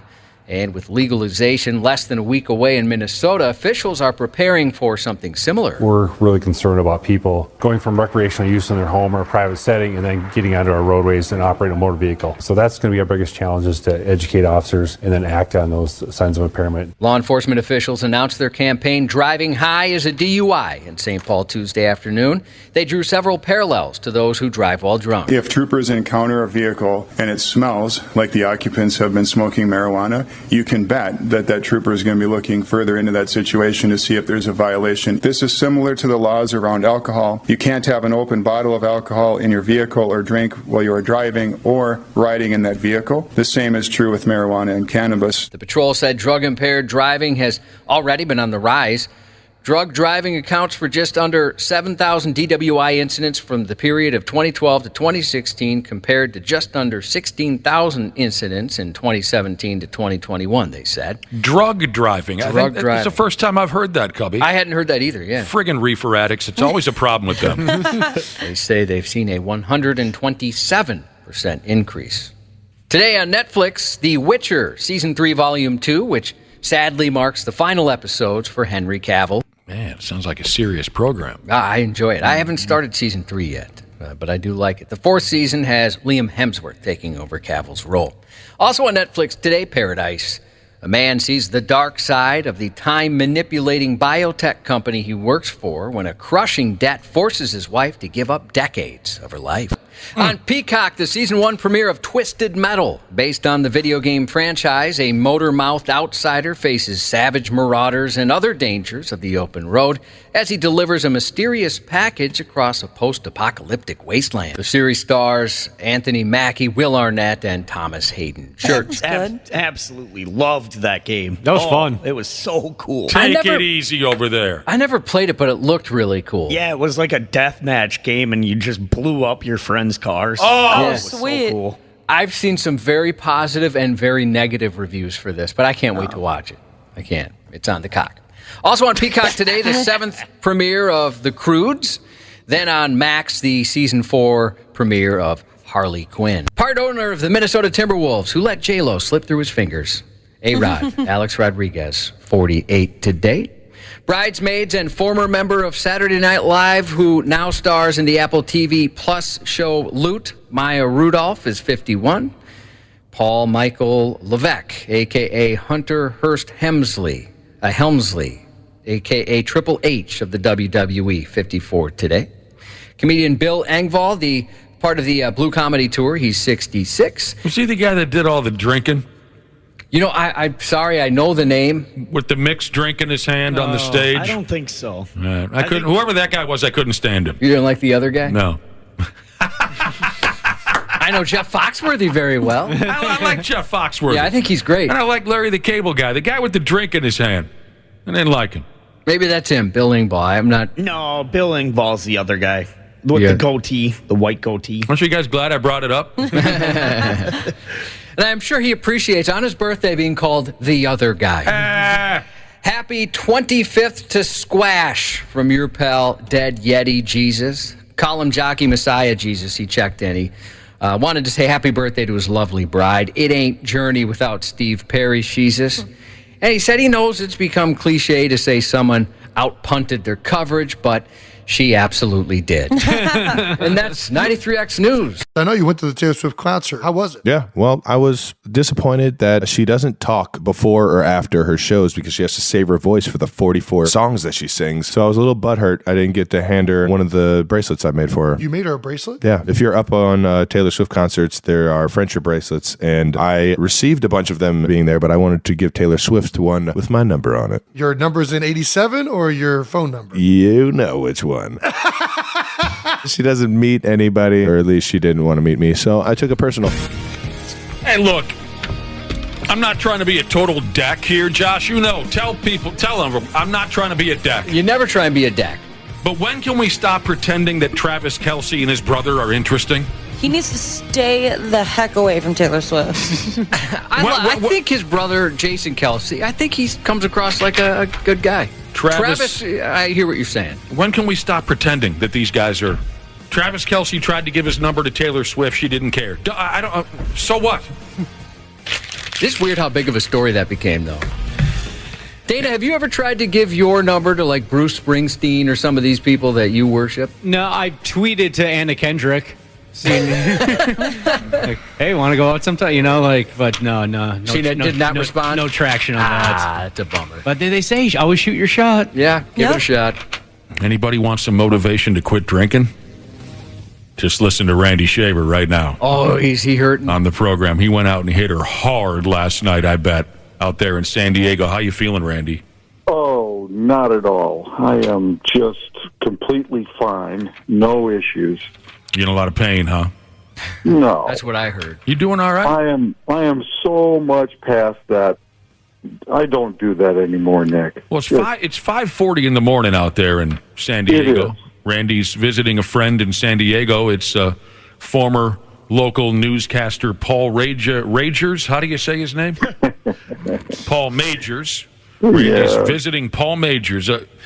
If you didn't catch our conversation yesterday, you know, this guy was, he was a big deal here in town, Paul Majors. Randy and Paul have been friends for years. I figured, I know you're not, going out and blasting through a 12-pack and, a bottle of JD or anything like that. But I figured getting back together with Paul Majors after a stretch of time, you guys might let her buck a little bit. No, you know what? We had a great conversation, and it was awesome to see him, and it's all part of a story that I'm putting together that's running sometime in September, and I'm sure there'll be other times besides that it will air, but it was just fun to catch up and fun to see him, and you know, it's hard to believe, but he turns 70 next year. Wow. I know. It's hard to imagine, and but he looks great, and same old Paul, very funny, and has a lot of great things to say and talk about. So it was good. I imagine he's the kind of guy that has enjoyed being 69. I think he has. Yes. I imagine 69 suits him well. Yes, I imagine he's the kind of guy that would have a joke or two to go along with that. Is he still doing it? He wears 69 well. Yes, he does. And to be clear, is he still broadcasting, or has he retired at this point? Oh, he's retired. Yeah, he retired probably 5 years ago. Oh, wow. From his career in L.A. So, how long had it been since you've seen the man before you showed up in San Diego yesterday? The last time I saw him he was in the Twin Cities. I think he was being inducted into the Minnesota Broadcasting Hall of Fame, and he came by the station. It was shortly after he had retired, and it announced one of the reasons why he left the business was because he had been treated for alcoholism, and so he stopped by the station, and I did an interview with him, a story that ran. That was the last time that I saw him. So it'd been about 5 years ago. Oh, so he's dry. He is. And he looks great. Interesting. And he's doing great. 40 years of Care 11, is that what you were saying yesterday? 70, I thought you said. 70 years for the station. 40 for me, but 70 for the station. Okay, yeah. All right. Well, that's great that the two of you boys were able to hook up. Yeah. Speaking of, milestones like that, we guilt-tripped everybody in the building, didn't we, Josh, when we hit 20 years of this morning show and no one said a word? Nobody cared. No one said a word. 20 years and no one said a word. And so we beefed about, sarcastically, we bitched about it on air. Next thing you know, we had 11 incoming emails. Yeah, it was in my draft. I was just about to send it to you when you brought it up. Yeah. Yeah, that was good. Yep. We've been here longer, but yeah, when we hit, so we're at 24 years now as a morning show, but when we hit 20 years as a morning show, it was pretty funny. Nobody said anything. No, not a word. Well, 25 will be a big milestone. That's what, next year? Yeah, February 10th, that will be ignored of next year. This coming February, we will hit 25 years as a morning program, you and I together, hand in hand. That's right. I'll be damned. Oh, my, I'll have to mark that date down. That's great. Yeah, Randy, we'll have a big party. That's great. We thought it was kind of interesting that no one said a word after 20 years. Meanwhile, it was perfect. I wouldn't want it any other way, to be honest with you. It was so perfect for this show and how our entire time here's been. We have embraced, maybe better than anybody could, we really have embraced being under the radar. It does not bother me at all. I like to not be noticed. Me too. I really do. How many times, you guys, Dana, Ashley, Wappa, you can attest to that. How many meetings have we had where we said, let's just make sure corporate doesn't even know who we are? Yeah. Don't be on the radar. Right. Don't give them any reason to know us. Yeah. You get a chance to watch that baseball game? Boy, I was saying earlier, Randy Shaver, you can't say that the Twins and Mariners don't play entertaining baseball against each other. No, you certainly can't. I guess the one takeaway for me yesterday is how disappointing Joe Ryan has been the last 5-6 starts. Yeah. He looks tired. He just doesn't seem to be able to get himself out of jams, too many pitches. I think he was, less than 4 innings yesterday. Yeah.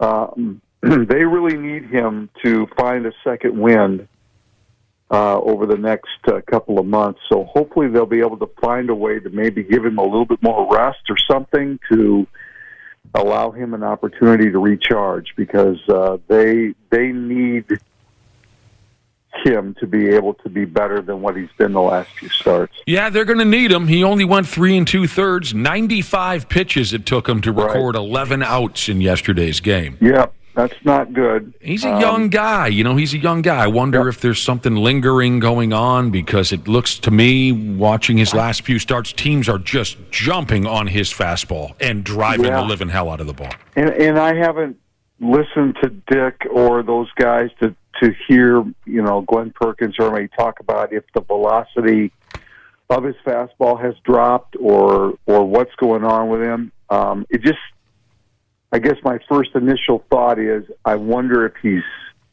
tired. I wonder if he just needs more of a break. Maybe they need to let him skip a start to recharge himself or something. I mean, they're in the thick of a pennant race, and so it's hard to do that. And I know all these guys are competitors, and they don't want to do that, but they have to figure out something for him because they're going to need him down the stretch. Yeah, I mean, just a guess here. I'm guessing on days off, he's just buried in sorority girls. I don't know. Yeah, he's a good-looking kid. He's a young guy. He's got a few bucks in his pocket. He's got a cute kind of a grunge rock look happening. I wonder if 7 dongs and 22 hits in yesterday's ball game. I was telling the folks earlier, Randy, that if you were one of these folks that wanted to see more action at a big league game, you were straight up playing with yourself yesterday. I got a feeling that had something to do with the weather, though. Oh, it was hotter than hell. Yeah, the ball was traveling. Yep.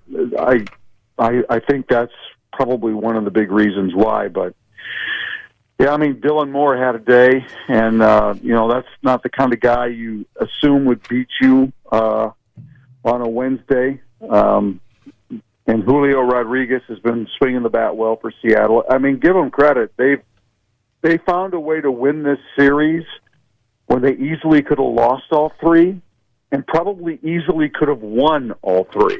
So it was just a weird series for both teams. So day off today, Randy, and then as we've been talking about, they will start a series in Kansas City. And Buck is going to rejoin the team for the series against the Royals after having his 3rd child. And not only that, I think Polanco's coming back. So they got to figure out roster spots, and then also figure out where he's going to play. If he's sliding into third base, that'll be an interesting move if that's where he ends up. Yeah, I didn't know Jorge was ready to go by this weekend. That's very exciting. And they made a trade. They picked up Dylan Floro and traded Lopez. Probably a good move for the Twins. We'll see. Floro has been struggling lately with Miami, but sometimes a change of scenery can do a lot for a player. So hopefully he's a guy that can help them on the back end of that bullpen, kind of help Griffin Jacks and Duran solidify things at the back of that bullpen. So yeah, Jorge Lopez, that trade happened last year. I think it was last year. It just really didn't work out. He's gave away a lot for him. Yeah, they did. And then the dude that, who's the guy in Baltimore who's striking everybody out, who the Twins get? Cano. Yeah. I feel for Jorge Lopez. It didn't work here. I hope things go well for him in Miami. This Dylan Floro, who the Twins got, if you looked at him, Josh, he's a big beard-wearing sumbitch. Kind of looks like he works at a brewery or something. He's a big right-hander, so we'll see how that goes. I think he started the season as Miami's closer and then just never really took off, so we'll see. Like I mentioned, Byron Buxton. 3 kids already for Byron. Randy, you had 2, and then you had the tubes tied. That is correct. Yeah. It's a lot of folks stop at 2, I think. It's a good number. I don't know. The L.A. Angels of Anaheim in the greater Orange County area. They have made it clear that they will not deal Shohei Ohtani. Well, not only that, they're a buyer. And they made a trade yesterday for a couple of pitchers. One of them, both of them come from the Chicago White Sox. Ronaldo Lopez and Lucas Giolito. Yeah. So they are looking to make a push. But here's the deal. What do you think of keeping Shohei they're taking a chance of losing him for nothing when the season is over. I was kind of excited when I read that. You know, the Angels have been trying to become a playoff contender. They've got this unbelievable, what everyone calls a generational player. I'm excited for their chances. I hope that a lot of big league baseball fans were lighting him up on social media yesterday saying he's just going to walk away. They're not going to make the playoffs anyway. What a waste. They had a chance to make a trade and get the biggest take in baseball history. What are your thoughts on that? Well, I mean, I think that I don't know the status of Mike Trout. If Mike Trout is about to come back from injury, that will give them obviously a little bit better shot at making the playoffs. They're on the fringe right now of the wild card, and obviously feel like they wouldn't have made the deal for Giolito if they didn't think they had a chance to make a run. Right. So I think they're going to go all in on trying to make this playoff run. And I guess my only question, and I don't know this because I don't follow the Angels as closely, is if they do make the playoffs, but maybe lose in the first round, is that even enough to keep Ohtani interested to stay there? Right. The money's going to be big. It's not that the Angels can't pay the money. They are a big money franchise. Now they're L.A., for God's sake. Yeah, so they've got some things to figure out. It sounds like Ohtani loves where he's playing, but it is a risk. There's no doubt. And here are some of the tweets, Randy. Here are some of the tweets that big league baseball fans sent out when the Angels announced, look, we're not going to deal Ohtani. We're going to stick with this. This is going to be funny when they finish 5 games back of a wild card spot and then lose him for nothing in the offseason. Another baseball fan said, if Shohei doesn't re-sign, this will go down as the biggest F-up ever, and then they remembered the Rudy Gobert trade, and they apologized. That's funny. I'll never criticize a team for going for it, but the Angels better make the playoffs. The only thing worse than being known as the owner who traded Shohei is being known as the owner who had Shohei for 6 years, never made the playoffs, and never got anything for him. Yeah, all those are legit. Those are legit comments, for sure. I'm rooting for them. I hope that they finally get that deep run into the playoffs and they can turn this thing around. Obviously, I don't want to see it at the expense of the Twins, but I hope this all works out for them. It's been a long time since they were a contender. So I don't think they have a shot to win that division because I think Texas and Houston are just too good of teams. Yeah, they're lights out. But the chance to make the wild card, I think, is legit because there's not a wild card coming out of the Central. So their only competition is going to be coming out of the East, and obviously there's a lot of really good teams in the East. So we'll see. You guys want to talk about this cute little rivalry that happened between the Milwaukee Brewers scoreboard crew and Ellie Dela Cruz of the Cincinnati Reds? You're a big fan of that kid, Randy Shaver, aren't you? Ellie, I am. I think he's awesome. Mm-hmm. The Reds strikes out a little bit too much, but he's a really good player. He's young, The Reds just wrapped up a series in Wisconsin there against the Brewers. So, if you didn't follow this, Monday's game, Dela Cruz hits a long fly ball and got robbed at the fence by a Brewer, a great catch. Okay. His next at-bat, the Brewers scoreboard folks taunted him on the big screen. When you look they get the big photo of the player and all his stats and where he's from. So his next at-bat, they put his picture up there, and the Brewers scoreboard crew taunted him by printing up there, in his last at-bat, he tried to hit a home run, but didn't. Okay? During that at-bat, Dela Cruz hits a 456-foot dong, and we talked about it, that more or less left the entire ballpark. Just murdered the baseball while they're taunting him up there on the big screen. The following game, so this was Tuesday night, for Dela Cruz's first at-bat, the scoreboard people threw up a graphic that said, the scoreboard crew has no further comment at this time. That is so good. That's awesome. They have fun. That's awesome. Did Dela Cruz notice what was going on? I don't know. Okay, because that would make it even more enjoyable if he, hits the home run and then kind of points to the scoreboard crew and said, "Hey, I got you on that one." Mm-hmm. I think he didn't notice at first, right? Okay. Because they were asking about it afterwards. I'll guarantee the dugout did, though. Oh, I'm sure. Yeah. Yeah. Especially the bullpen. They got nothing to do. Oh yeah, they're down there on they're on Tinder in the bullpen or whatever. That's another club that I'd like to see good things happen to, the Cincinnati Reds. And that's a club that, if they were to add some veterans, they may be a buyer at the trade deadline because they've got such player control over contracts with all these young guys, McClain and Dela Cruz and Steer and Carcione, Strand. I mean, they're going to be good for a while without having to spend a ton of money because all those players are under club control. So they add a few veteran players to help that mix. They could be in contention. So I hear you. I don't know if this is a surprise or not. I would assume not. But Major League Baseball's owners voted to extend the contract of Commissioner Rob Manfred through the 2028 season. They're making big monies with television contracts. There's more asses in the seats these days, so why would they? Well, I think we all can agree that the changes to baseball, the rule changes, the speeding up of the game, has made a big difference, and it has made an impact with fans. And you got to give them credit for taking that leap, and it's worked.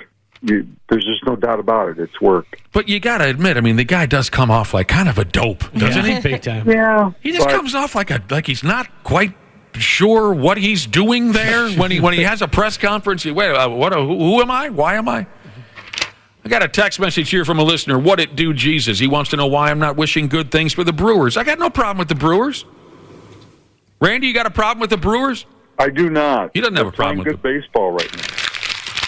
No, I mean, Paul Molitor, Robin Yount.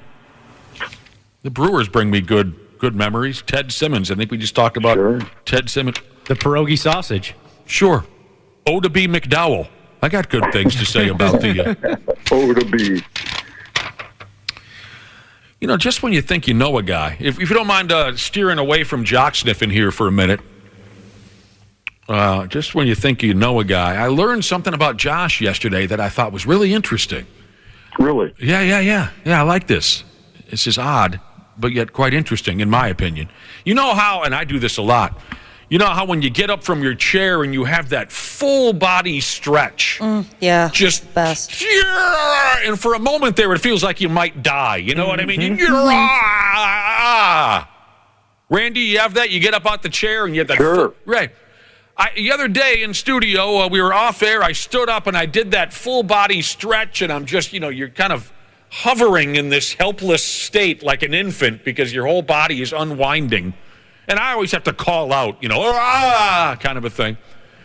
And I said, sorry about that, to Josh, because I made a bunch of noise. It kind of sounded like my orgasm, really. I did. I said, sorry about that, And I said, the full body stretch thing. And he says, no, I've never done that. Yeah, I haven't done it. When I stand up, I haven't tried it. And I said, you don't, never in your life, you have that full body kind of, And he said, no. Mm-mm. You guys ever heard anything like that before? Never. I have not. Well, did Josh then try it or not? I haven't tried. I don't think it's you don't do it intentionally. Why don't you do it right now on the air? Give everybody the pleasure of hearing your full body stretch. Well, I know you guys have wanted to hear me make that noise for a long time. Big time. Especially after just watching you eat a banana, too. That was hot. I noticed you watched me.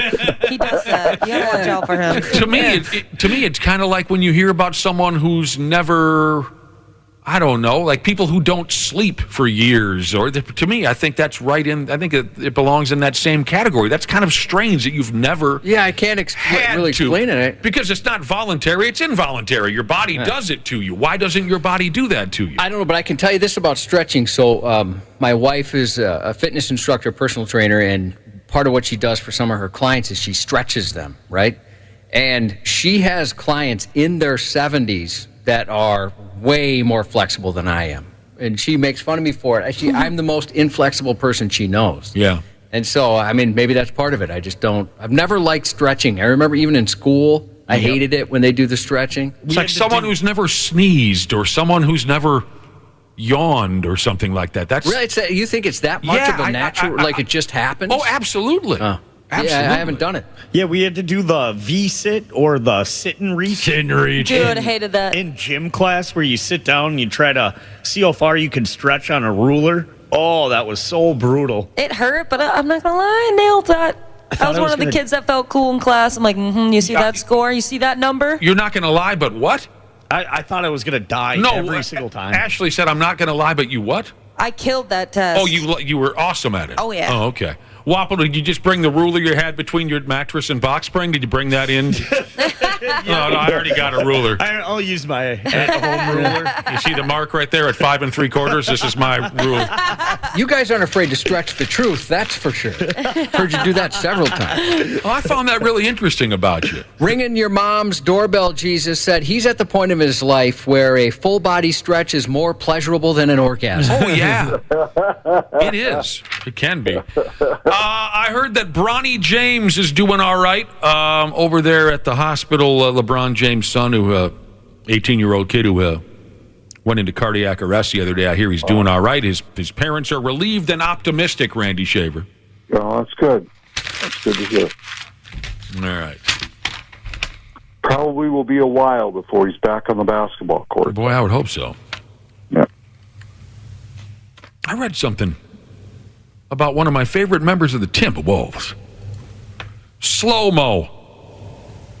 Kyle Anderson. He has become a Chinese citizen so he can play for them in a tournament, I believe. I think that was at least part of the reason why he went ahead. Correct. Is that right? Yep. And I heard about this last year. Slow-mo's grandmother is the daughter of a Jamaican woman and a Chinese man, making him eligible for China's national basketball team. And I think, didn't we see some of this in that World Baseball Classic, where we saw a lot of players who had, an eighth, they were an eighth German, and they were allowed to play for the, you following what I'm saying here? Mm-hmm. Right. Who was the kid that played for Japan, and he had the most Swedish or Norwegian-sounding name? You guys, help me out. Oh, he's a big leaguer. He is a big leaguer. His name is like Lars von Houtenhofer or something. Talking about Nude? Nude, yeah. Yeah, St. Louis. Didn't he play for Japan? I couldn't tell you. I think I'm on the right track because he has Japanese ancestry. That's all. I find this stuff fascinating. So Slow-mo can join the Chinese basketball team. Per the rules of this tournament, the FIBA tournament, F-I-B-A, I don't know, each team can have one naturalized citizen, such as Kyle Anderson. He's 1/8 Chinese. He's known this for years. He actually has located he did some research, he and his mother, they located his family members, and they visited China in 2018, and they met roughly 30 of his relatives, and he received a Chinese name, Li Kaier. I believe that's how you say it. Okay. He also got a new nickname there when he was in China. Chinese basketball fans dubbed him Li Dachi, which means the big hammer. Nice. Well, I'm going to see if I can watch some of this tournament. Let me see if I can watch some of that, because I love watching Kyle Anderson. Yeah, you've always been a fan. Yeah. I love his bizarre, there's a reason why they call him slow-mo. His bizarre delivery when he shoots a jump shot. It looks as if you could take all day to approach him and block that shot, but you don't. You got to see it. It's interesting. All right, Randy, you degenerate gambler. Made any bets lately? No, not lately. Here's what I stumbled upon. Do you remember a former ESPN personality by the name of Pete Axthelm? I remember the name. Is that kind of? Yeah. Okay. He used to work on ESPN. He was also a gambling expert, they say. Here. Long time ago, right? Oh, yeah, Pete Axtell. Yeah. Yeah. Many years ago. I don't know if he's even still alive. Way back in 1980, the Washington Post wrote an article on gambling etiquette. Okay, and Pete Axtell contributed to this article because he knew a thing or two about sports betting and this and that, okay?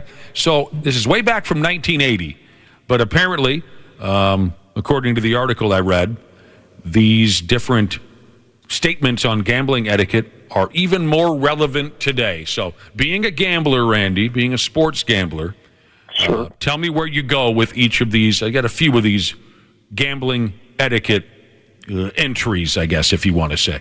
On rooting and celebrating. You can root and celebrate when your bet covers a dinner for 4, but only lose your mind if the win moderately changes your life. Sure. Would you agree with that? Yes. Yeah, I would too.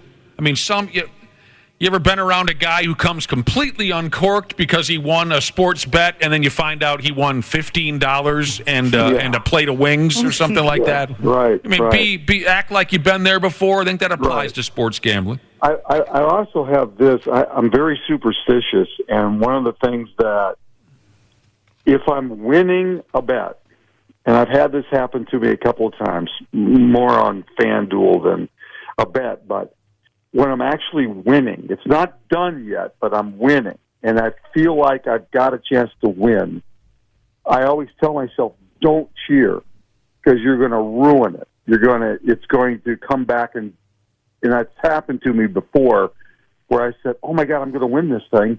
This is great, and I'm like cheering, and then I lose. Mm-hmm.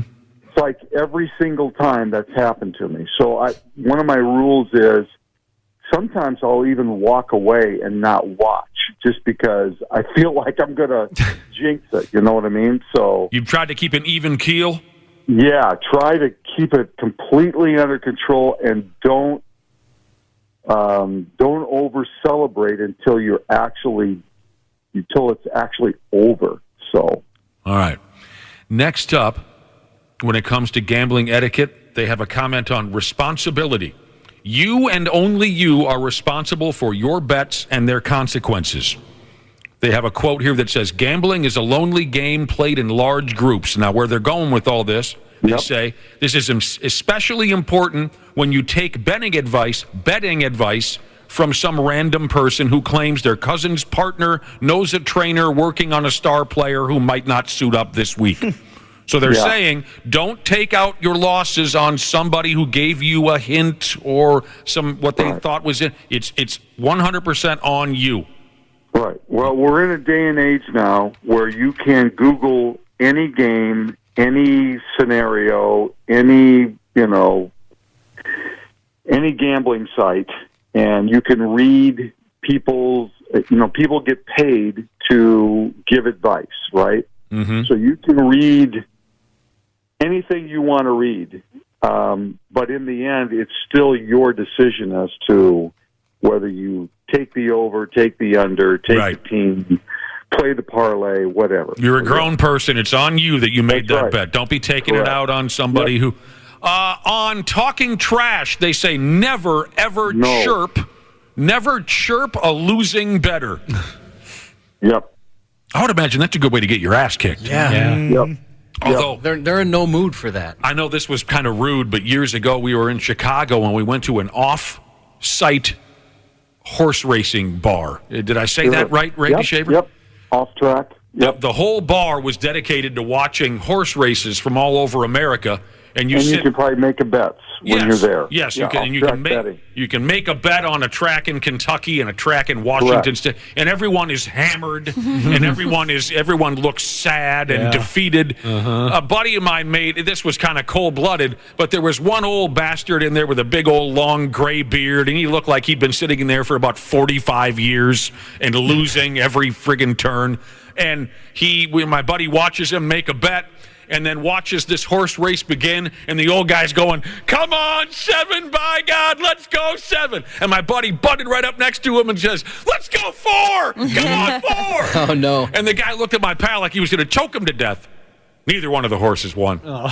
And imagine your friend had no money on 4. He was just trolling the guy. He was just being a dick. Yeah. Well, you can tease a buddy, can't you? Or would other gamblers just look down upon you for that? I think we're looking for even treatment all the way around here, Josh. I think, no, don't even chirp a buddy. Because you know what? You're going to lose someday, and they're going to give it back to you 10 times as bad. I'd expect it and embrace it. Oh, finally, Randy, gambling etiquette. Never berate the man in the arena. If you harass a player who lost a game because you lost a bet, you should be instantly banned from every sports book in America and publicly shamed through the streets. Wow. I agree with that. I think that happens actually more now with fantasy football or fantasy basketball or baseball than it does for actual betting. Isn't that ridiculous? Yeah, because I think, people who draft those guys feel like those guys, they feel invested. You hear that a lot, and I think players, they become more used to that, where fans are will say to a player, "You cost me a fantasy game," or "You cost me the fantasy championship," or whatever. They hear that more often than probably losing a bet. Mm-hmm. So. Yeah, it's ridiculous. We've talked to pro athletes who have said that fans have approached them and asked them about, if you would have got a first down, I would have won. Shut your freaking hole. Right. Nobody cares. Right. All right. I hate to even bring this kind of stuff up because it gives me a headache, but hasn't this happened once or twice already where someone is accusing Golden Gopher football coach P.J. Fleck of creating a toxic culture? Well, you're always going to get detractors when you have a program like PJ has put together. The thing that bothers me the most about this article is that there are no names. The whoever is complaining about the program did not put their name to it. Right. They're anonymous sources. Yeah. And that's fine. There are certain stories where, that works and that kind of thing. I think this was the kind of story that if you're going to blast a program and blast Fleck, that they should have used their names. They should have been brave enough to come forward and say, I'm the one who said this or whatever. Fair enough. And one of the complaints from one of the anonymous players was, he made us do community service. Well, he did that.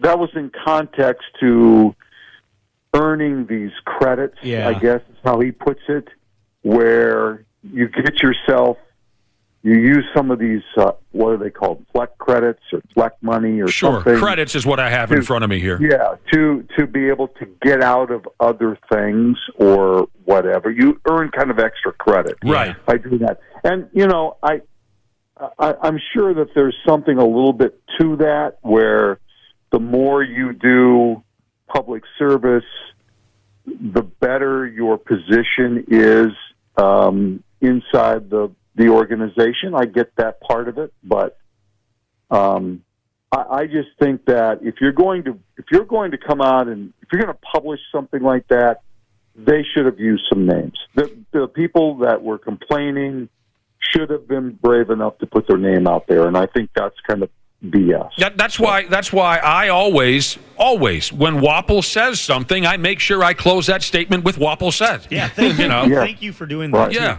Right. I know that it's very different nowadays what a coach can and can't say to a kid, and coaches have to be very careful not to offend, and it's a totally different scene now. When we were kids, our coaches were animals, They called us names. They kicked us in the ass. They hit us over the head. Right. They hit on our mothers. They'd show up drunk.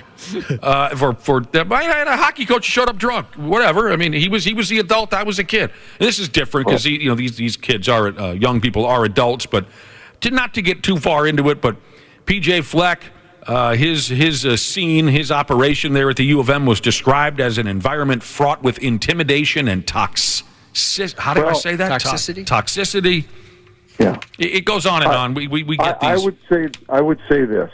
His program and the way he does things, I think it's a legitimate statement to say it's not for everyone, right? Okay. I mean, I would say that there probably are some kids, some players, who once they get into that environment, it's probably not for them.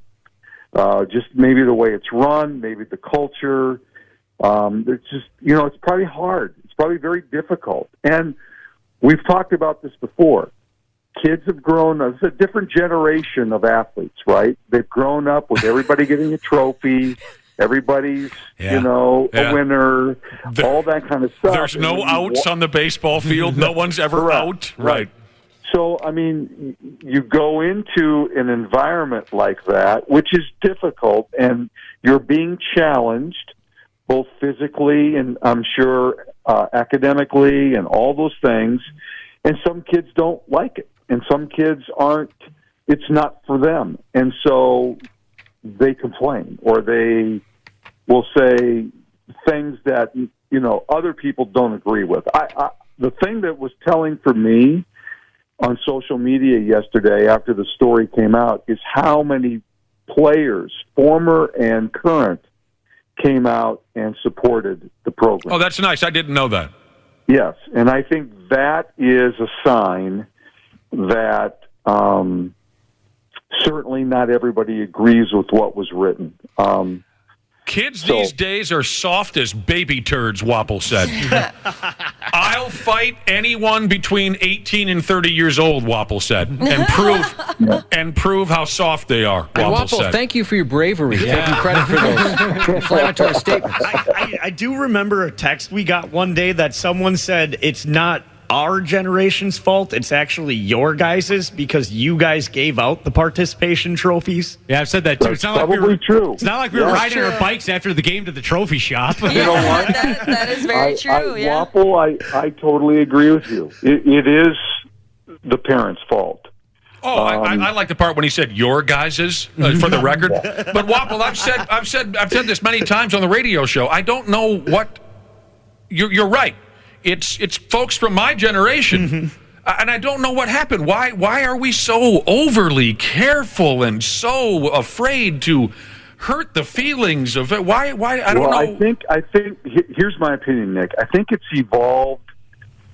It's kind of evolved from, and I've said this before, when Jacob Wetterling was taken in 1989. Oh, Christ! It changed everybody's feeling about letting kids go to the park by themselves or going to play by themselves. Sure. Without parental supervision. And what happened was, because we don't let kids do that anymore, because we're afraid that somebody will take them, it's evolved itself into a parent is there for every practice, every game, everything. For safety, it started out to be for a safety reason, and it's turned into now they're coaching their kids to a point where kids themselves don't coach themselves anymore. They don't know how to do that because we don't let them do that because of what I said. And I understand, and then that has evolved into not hurting anybody's feelings because we're sensitive to, everybody should feel the same way when they're playing sports, and that's not how sports is. Sports Very interesting. That way. Very interesting and thought-provoking, Randy Shaver, no doubt. You should go to San Diego more often. You're making a lot of sense out there. This is funny here. Who is this? Better than Dana at Mario Kart Jesus on who's lighting up? You mentioned these are anonymous sources that are lighting up PJ Fleck and saying his program is toxic. Better than Dana at Mario Kart says, $10, it's Jerry Kill. Well, as we all know, Jerry Kill is not a big fan of PJ. No, he wouldn't hide from that. No, I bet. no, he wouldn't. He'd probably make sure they put his name in there. Jerry would say, "Someone turn a camera on. I'm going to light up PJ Fleck here." All right, we got to get going real quick. I know this was something that a lot of folks were talking about in town. We didn't get around to mentioning it yesterday. Golden Gophers wrestling all-timer Gable Steveson is not going to go back to college wrestling. Yeah. He's not going. What? There was a rumor he was going to go wrestle for the Iowegians. Yeah, there was. Well, yeah, NIL. He was. There was thought that he would be making more money through an NIL. There was thought he was coming back to wrestle for the Gophers. I mean, it's kind of been all over the board. Yeah. But now he's ended up back in professional wrestling. He's going to stick it out.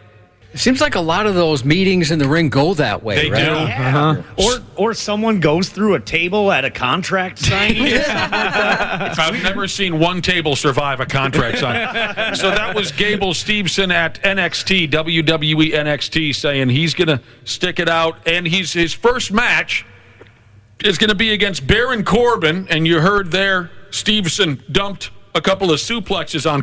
I'm rooting so hard for Baron Corbin in this friggin' match. You do not walk in and disrespect a veteran like Baron Corbin like that. You don't. I'll tell you what happens. You're going to pay for it.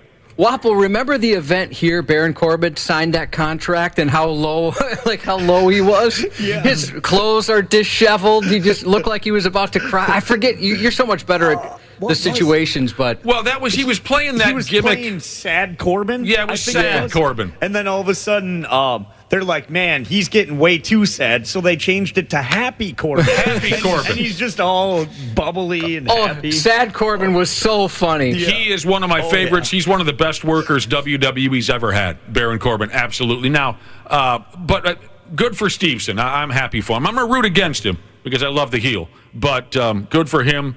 Stick it out in the WWE. That rumor of him going to wrestle for the IOE, that'd be like Randy Shaver. The success that Gable Steveson had at the U of M. If he would have went and wrestled for Iowa for a year, that would have been like if Neil Broughton, Buzz Schneider, and Butsy Erickson played a year at North Dakota. Yeah, no kidding. Absolutely. That would have been a slap in the face. We'll talk to you tomorrow again from San Diego, Randy. Well, I won't be in San Diego tomorrow. Where are you going to be tomorrow? Home? I'll be home. You're going to be home already tomorrow? Yep. Hey, everybody, Randy's coming home tomorrow. Hey. Randy, we'll meet you at the airport. Get the pudding ready. See you later, Dinkus. Yeah. We'll be back with Jordan Maxx next on the Half-Assed Morning Show. Half-Assed Morning Show. 69. This show sucks. Who are you, fart knockers? 93X. CJ Ham for Standard Heating and Air Conditioning. When I'm on the field, I can take anything. But at home with my family, we like everything to be comfortable. That's why I trust the pros at Standard. They've been keeping Minnesotans like me comfortable for over 90 years. Is your cooling system making strange noises or not cooling properly? Don't wait for an AC breakdown this summer. Get a free in-home estimate with Standard Heating and Air Conditioning. Schedule your appointment today at standardheating.com. For decades, Rolling Stone has set the bar for entertainment publications. Today, Rolling Stone Music Now takes over in podcast form. It is incredible Beyonce is in this place that I think is so enviable. I mean, it's so interesting that she starts with ballads. Yeah, when I opened the live stream, it's like, what's going on? I thought this was going to be a different tone for the opening of the concert, but it is really cool that she's doing this moment, you know, as intimate as you can get in a Beyonce stadium show. Rolling Stone Music Now, wherever you listen. Half-Assed Morning Show. 93X. Yeah, welcome back to the Half-Assed Morning Show, and welcome back, adult film diva Jordan Maxx. Hey, girl, damn. Hey, how's it going this morning? Yeah, we're doing all right. What's going on with you, Jordan? Not too much. I know a few listeners were asking about my foster kittens the past few weeks. The foster kittens. Yeah, so I just wanted to give you guys an update. They got adopted. They are going home today, so it's bittersweet, but in the end, that was the goal, so I just wanted to keep everyone who cared updated. I dig that you foster kittens. Thank you. Think you'll do it again? I mean, I know you have to leave town a lot, so maybe it's not good for your schedule, but... Well, I'm in town. I'm going to be in town until October, so I'll probably, there's time. There's like 2 months till October, so... Oh, till October. We're going to start texting you late at night. We noticed that you have a very Barbie-themed purse with you today. Is that? Oh yeah, no, this has always been my purse. Oh, it has? Yeah. Well, we just noticed it for the first time today. It looks extra pink today. Yeah, maybe because you guys have Barbie on the brain. We do have Barbie on the brain. We certainly Jordan do. is a huge pink lover. Have you I seen love- her yeah. whip? Have you seen my car? I've never seen. Oh, I thought you meant like legitimately a Ashley, whip. Oh, sorry. Understandable. We have I a know. porn star in studio, of Yes. course. We thought she was going to bust out a big leather pink whip and start attacking Dana. Yeah. You drive a pink motor vehicle? I do. Did you wrap it? Yeah, it's a vinyl wrap from 3M. I got it done at Minnesota Detailing. Oh, no, I have not seen your car. Yeah, it's pink and glittery. I've got heart-shaped rims on it. It's a love mobile. It's so Who, cute. Oh, we gotta see that. Who performed the rim job to get the? Anyway, we thought that was a Barbie thing when we saw the pink purse. Sorry, we never noticed it before. No, it's okay. Not a big deal. Sorry. Did you guys already talk about Barbie? Did everyone go to see it this weekend? Dana went to see. Okay. Ashley and Dana went to see it. Did you go see it, Jordan? I did not. I'm going on Monday with my mom. With Oh, your that'll mom? be fun. Cool. You're gonna Yeah. love it. It's such a good I'm movie. so excited. Yeah, it's like Girls' Day. Definitely. Man, yeah, the Barbie. Is that how movie. you experienced it, Dana? Was it Girls' Day for you? Girls' Day? There weren't many guys in the theater at all when I saw it. Well, I mean, there must have been. That movie did so well over the weekend. It's crazy. There you go. Well, it's nice to have you back, Jordan. Thank you. I love being back. Yes. You ever been married, Jordan? No, never married, no kids. Close? Ever come close to getting married? I got close to engagement a couple times. Yeah. But ultimately it fell through. Like So- the relationship fell apart. And to be clear, this isn't a proposal, but No. I don't know. Just give it time. Marriage is something that you're interested in, something that you would go ahead with if the right opportunity came along. Definitely, absolutely. Word. Yeah. I think it would be fun to hang out with your best friend all day, every day, and also get to have sex with them. Boy, that's not how Josh describes it. I'll tell you that right now. Yeah, you've lost me, Jordan. Yeah. I don't know what you're talking about. What about an open marriage? Ooh. Ooh.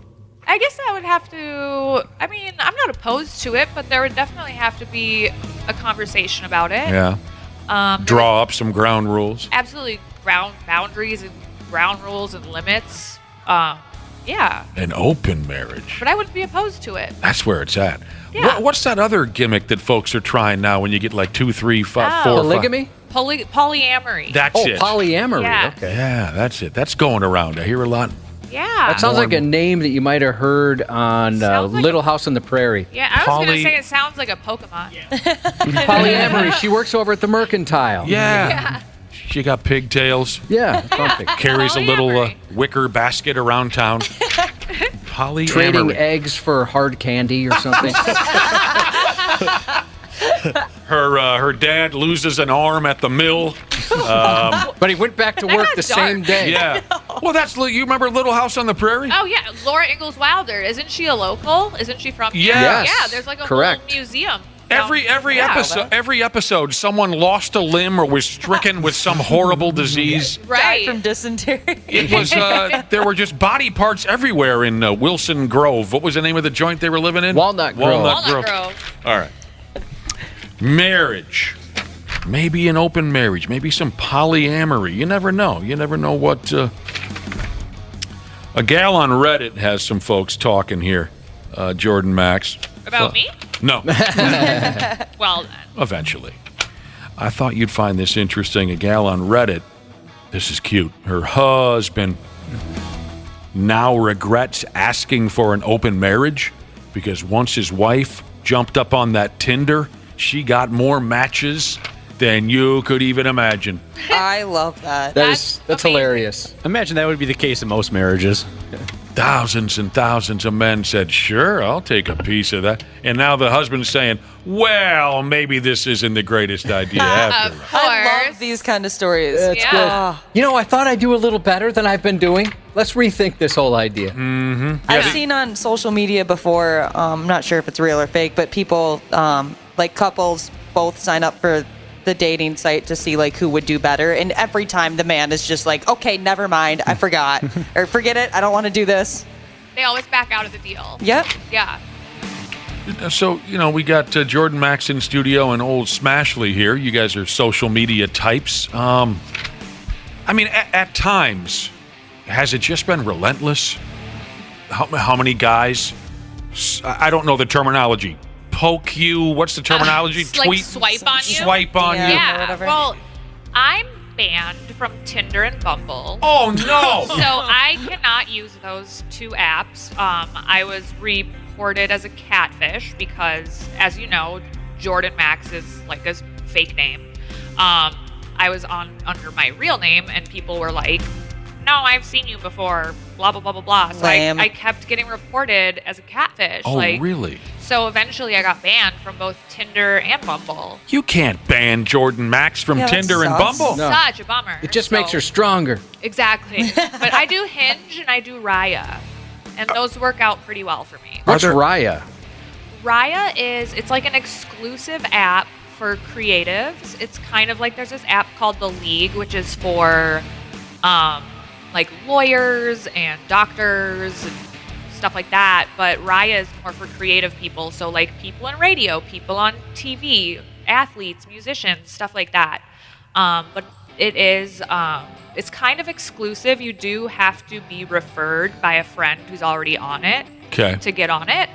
Sounds very elite. It's pretty elite. Yeah, fancy. It's fun. It's fun though. Once in a while, there's like a radio dork pop in, and he's like, "Hey, what's up, other famous people?" and then an athlete or a musician says, "Get out of here, you friggin' douchebag! Get out!" What's that? Do I have my radio headphones on and I'm in front of a microphone, yet I'm at a Target store? Weird. Yeah, I don't know. Did you know I work at a radio station? I mentioned it a little bit yesterday, and I don't want to sound like a douche, but I totally am going to. That's one of the reasons why I wanted to get off dating apps, is that it was overwhelming.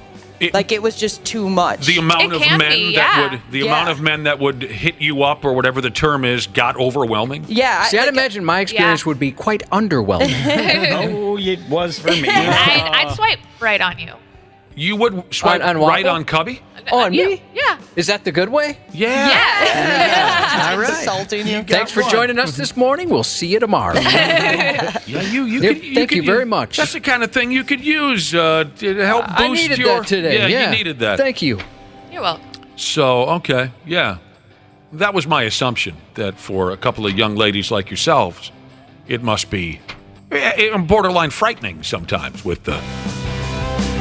Oh, absolutely. Definitely. We were like, it took us a second to unsolicited register. deep pics and whatnot, yeah. It did, it got to the point, I still feel bad about this, because I had Bumble and Hinge at the same time, and because I just kept getting confused about, like, who was who, I would just put, like, a little B next to the people that I met on Bumble. It's just like, all right, so like I know your where you phone. came from. Yeah.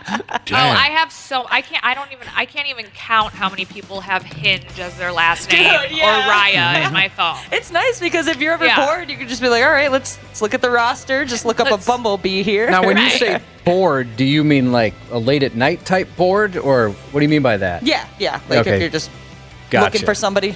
I understand. Just some late night company real quick. Yep. What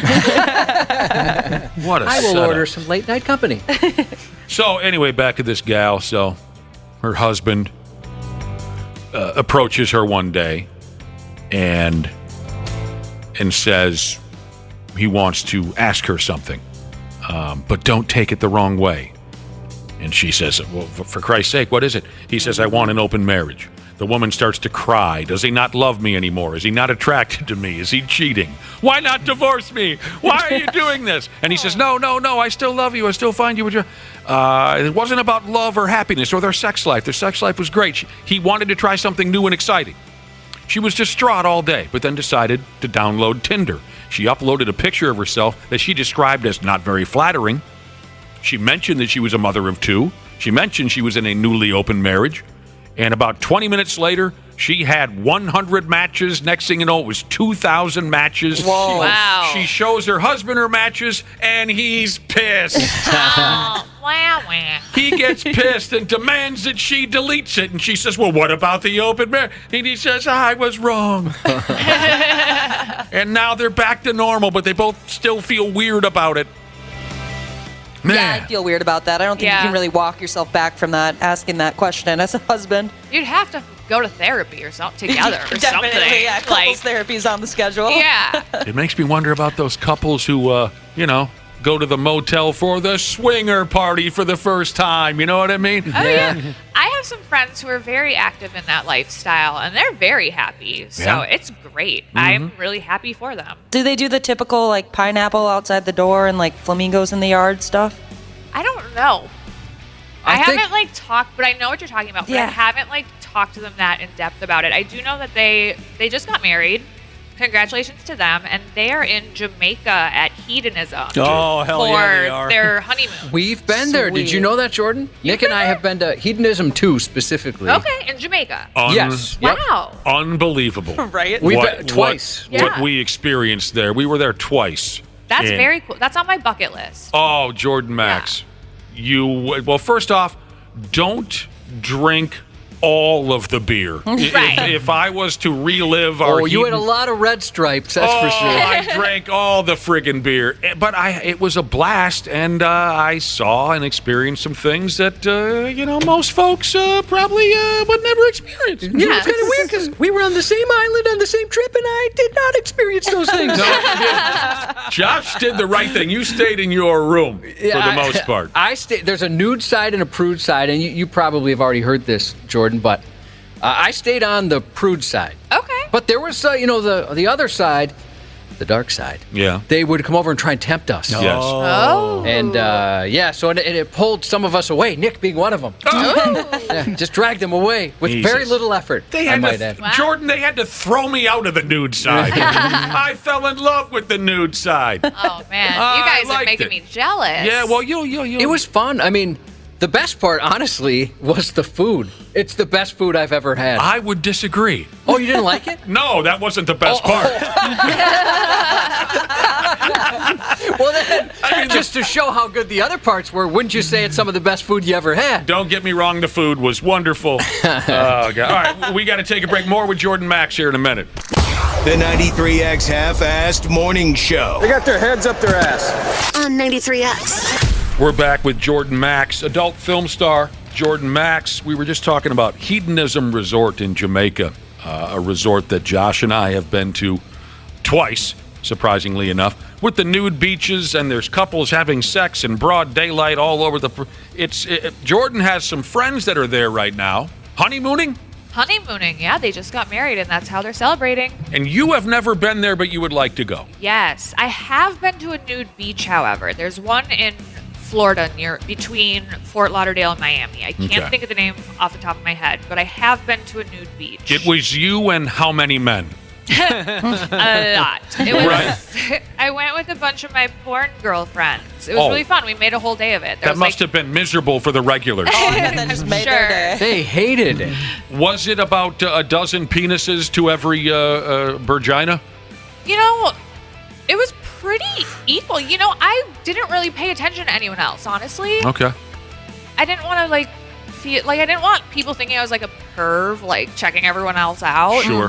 So, I don't know. I was just so focused on getting a tan that the fun of it all? The fun of it all, yeah. When we were in Jamaica, most of the nude side, I can't remember which trip, was, European. At first, and it was you'd see these guys in bathing suits that you're just not used to seeing guys in, and then you hear they've got these European accents. And soon enough, they weren't wearing any kind of a bathing suit. They're far more nude than some of us from the States. Yeah, you would be a big hit over there. And you guys were talking about, we talked a little bit about swingers a minute ago. Ashley, one of you, Ashley or Jordan, were talking about the little signs you put out front the house, a pineapple, a SpongeBob doll, whatever. You know that gimmick? Yeah. To let your neighbors know, hey, we're swingers, swing by and tear a piece off if you like. When we were in Jamaica at that hedonism resort, I was told that if you propped your door open with one of those little rubber prop your door open deals, on the floor, that meant come on in and tag in. That was the gimmick they had down there. I love that. Mm-hmm. What I'll always, there's lots of, it was lawless nonsense, was it not, Josh? It was totally out of control. Oh, man, yeah. And I was totally out of control. I drank myself sideways for 3-4 days in a row, however long we were down there during both trips. I behaved terribly. What I'll remember about it, one of the things I'll always remember about it is the facial expressions on the staff who, despite working there day after day, week after week, there were times where we vacationers, we tourists, were behaving so ridiculously. I remember the looks on the faces of the staff where they were thinking, what is wrong with these people? Just why? Why do I have this job? There was one in particular where there were these 3-4 dudes who I drank with every day. We would meet down at the bar in the morning and just start drinking beer right away. Josh, I think you and I were in our early 30s at the time when we made these trips. Yeah, it must have been. Early to mid 30s. Oh, no, even before that. Well, Let me see if I can do the math. I must have been in my 30s, 33, 4. At any rate, there were 4 of these guys that I drank with every morning. 3 of them were around my age, if not a little older. One of them was like newly 21. So as you can imagine, he was completely uncorked the entire time, right? So I think the final morning we were there, we met at the bar, but the 21-year-old kid wasn't there. And I said, well, where's the young buck? And they said, well, he went off to the nude side last night and we haven't seen him. I'm sorry if, we should have explained this if you didn't already know.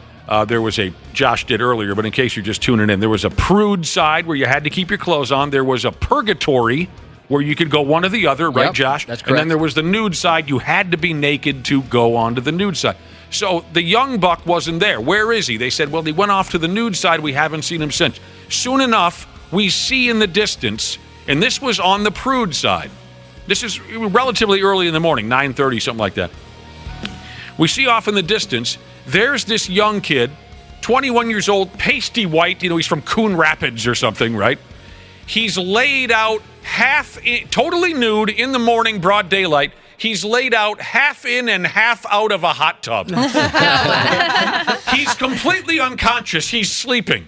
And we are laughing uncontrollably, and I'll never forget the look on the face of the cleaning crew member who came around the corner. No. Penis, balls, everything. He's just laid out, broad daylight. The cleaning crew guy had a look on his face as if to say, come on, I just started my friggin' shift. I got to sweep a naked 21-year-old out of the hot tub. I just looked up where we would have been in ages. So I was 26, so you must have been 30. Right? Damn. Or just about 30. Let's go with that. Yeah. God, we were friggin' young. We sure were. Did we have hair then? I think we did, didn't we? Yeah. Man, that's why they invited us back. We had hair on top of our heads and everything, Jordan Maxx. I hope you get a chance to experience it very soon. I really want to. Yeah. I think you'd have fun. That's on my bucket list, as well as the 4 seasons in Bora Bora. I think those are my 2 ultimate vacation destinations. Tell me about what's notorious or whatever otherwise about the Bora Bora. It's just gorgeous. Yeah. It's just a gorgeous resort. A few of my friends have been for another pair of my friends have been for their honeymoon. Mm-hmm. It's just all the rooms they're like little grass huts, but really glamorous. Oh. Like over the water, and Wow. the water's just crystal blue. You can see it's just clear. There's mountains and volcanoes in the distance. So Jesus. I it's thought it'd be just cool to gorgeous. go to one of those underwater hotels. Oh yeah. Slightly terrifying though too. Yeah, a little bit. Maybe that's part of it. Yeah, like trying to fall asleep and you just see a shark roll Yeah, by. don't watch Meg or the Meg 2 before you go stay there. Meg. Maybe just to bust your balls, they show you the movie The Meg on the airplane ride to the No One Sleeps a Wink. Jordan, thanks for swinging by again. Absolutely. Thanks for having me. Yeah, I'd love. Can we come out and take a look at your car? Yeah, absolutely. Sounds Totally. like Let's check out the car and have fun at the cool Barbie ride. movie with your mother. Thank you. Yeah, You're definitely. welcome. Happy 37th to Milwaukee's best Jesus, and happy birthday to Tater, the cuddliest and hairiest teddy bear in all of Minnesota. The 93X 93X Half-Assed Morning Show. 93. The 93X Half-Assed Morning Show podcast is sponsored by Standard Heating and Air Conditioning. New episodes drop each weekday. If your podcast platform has ratings, go ahead and give us 5 stars and maybe give our enemies 1. Thanks, and here's a word from our sponsor. Don't wait for an AC breakdown this summer. Get a free in-home estimate with Standard Heating and Air Conditioning. Schedule your appointment today at standardheating.com.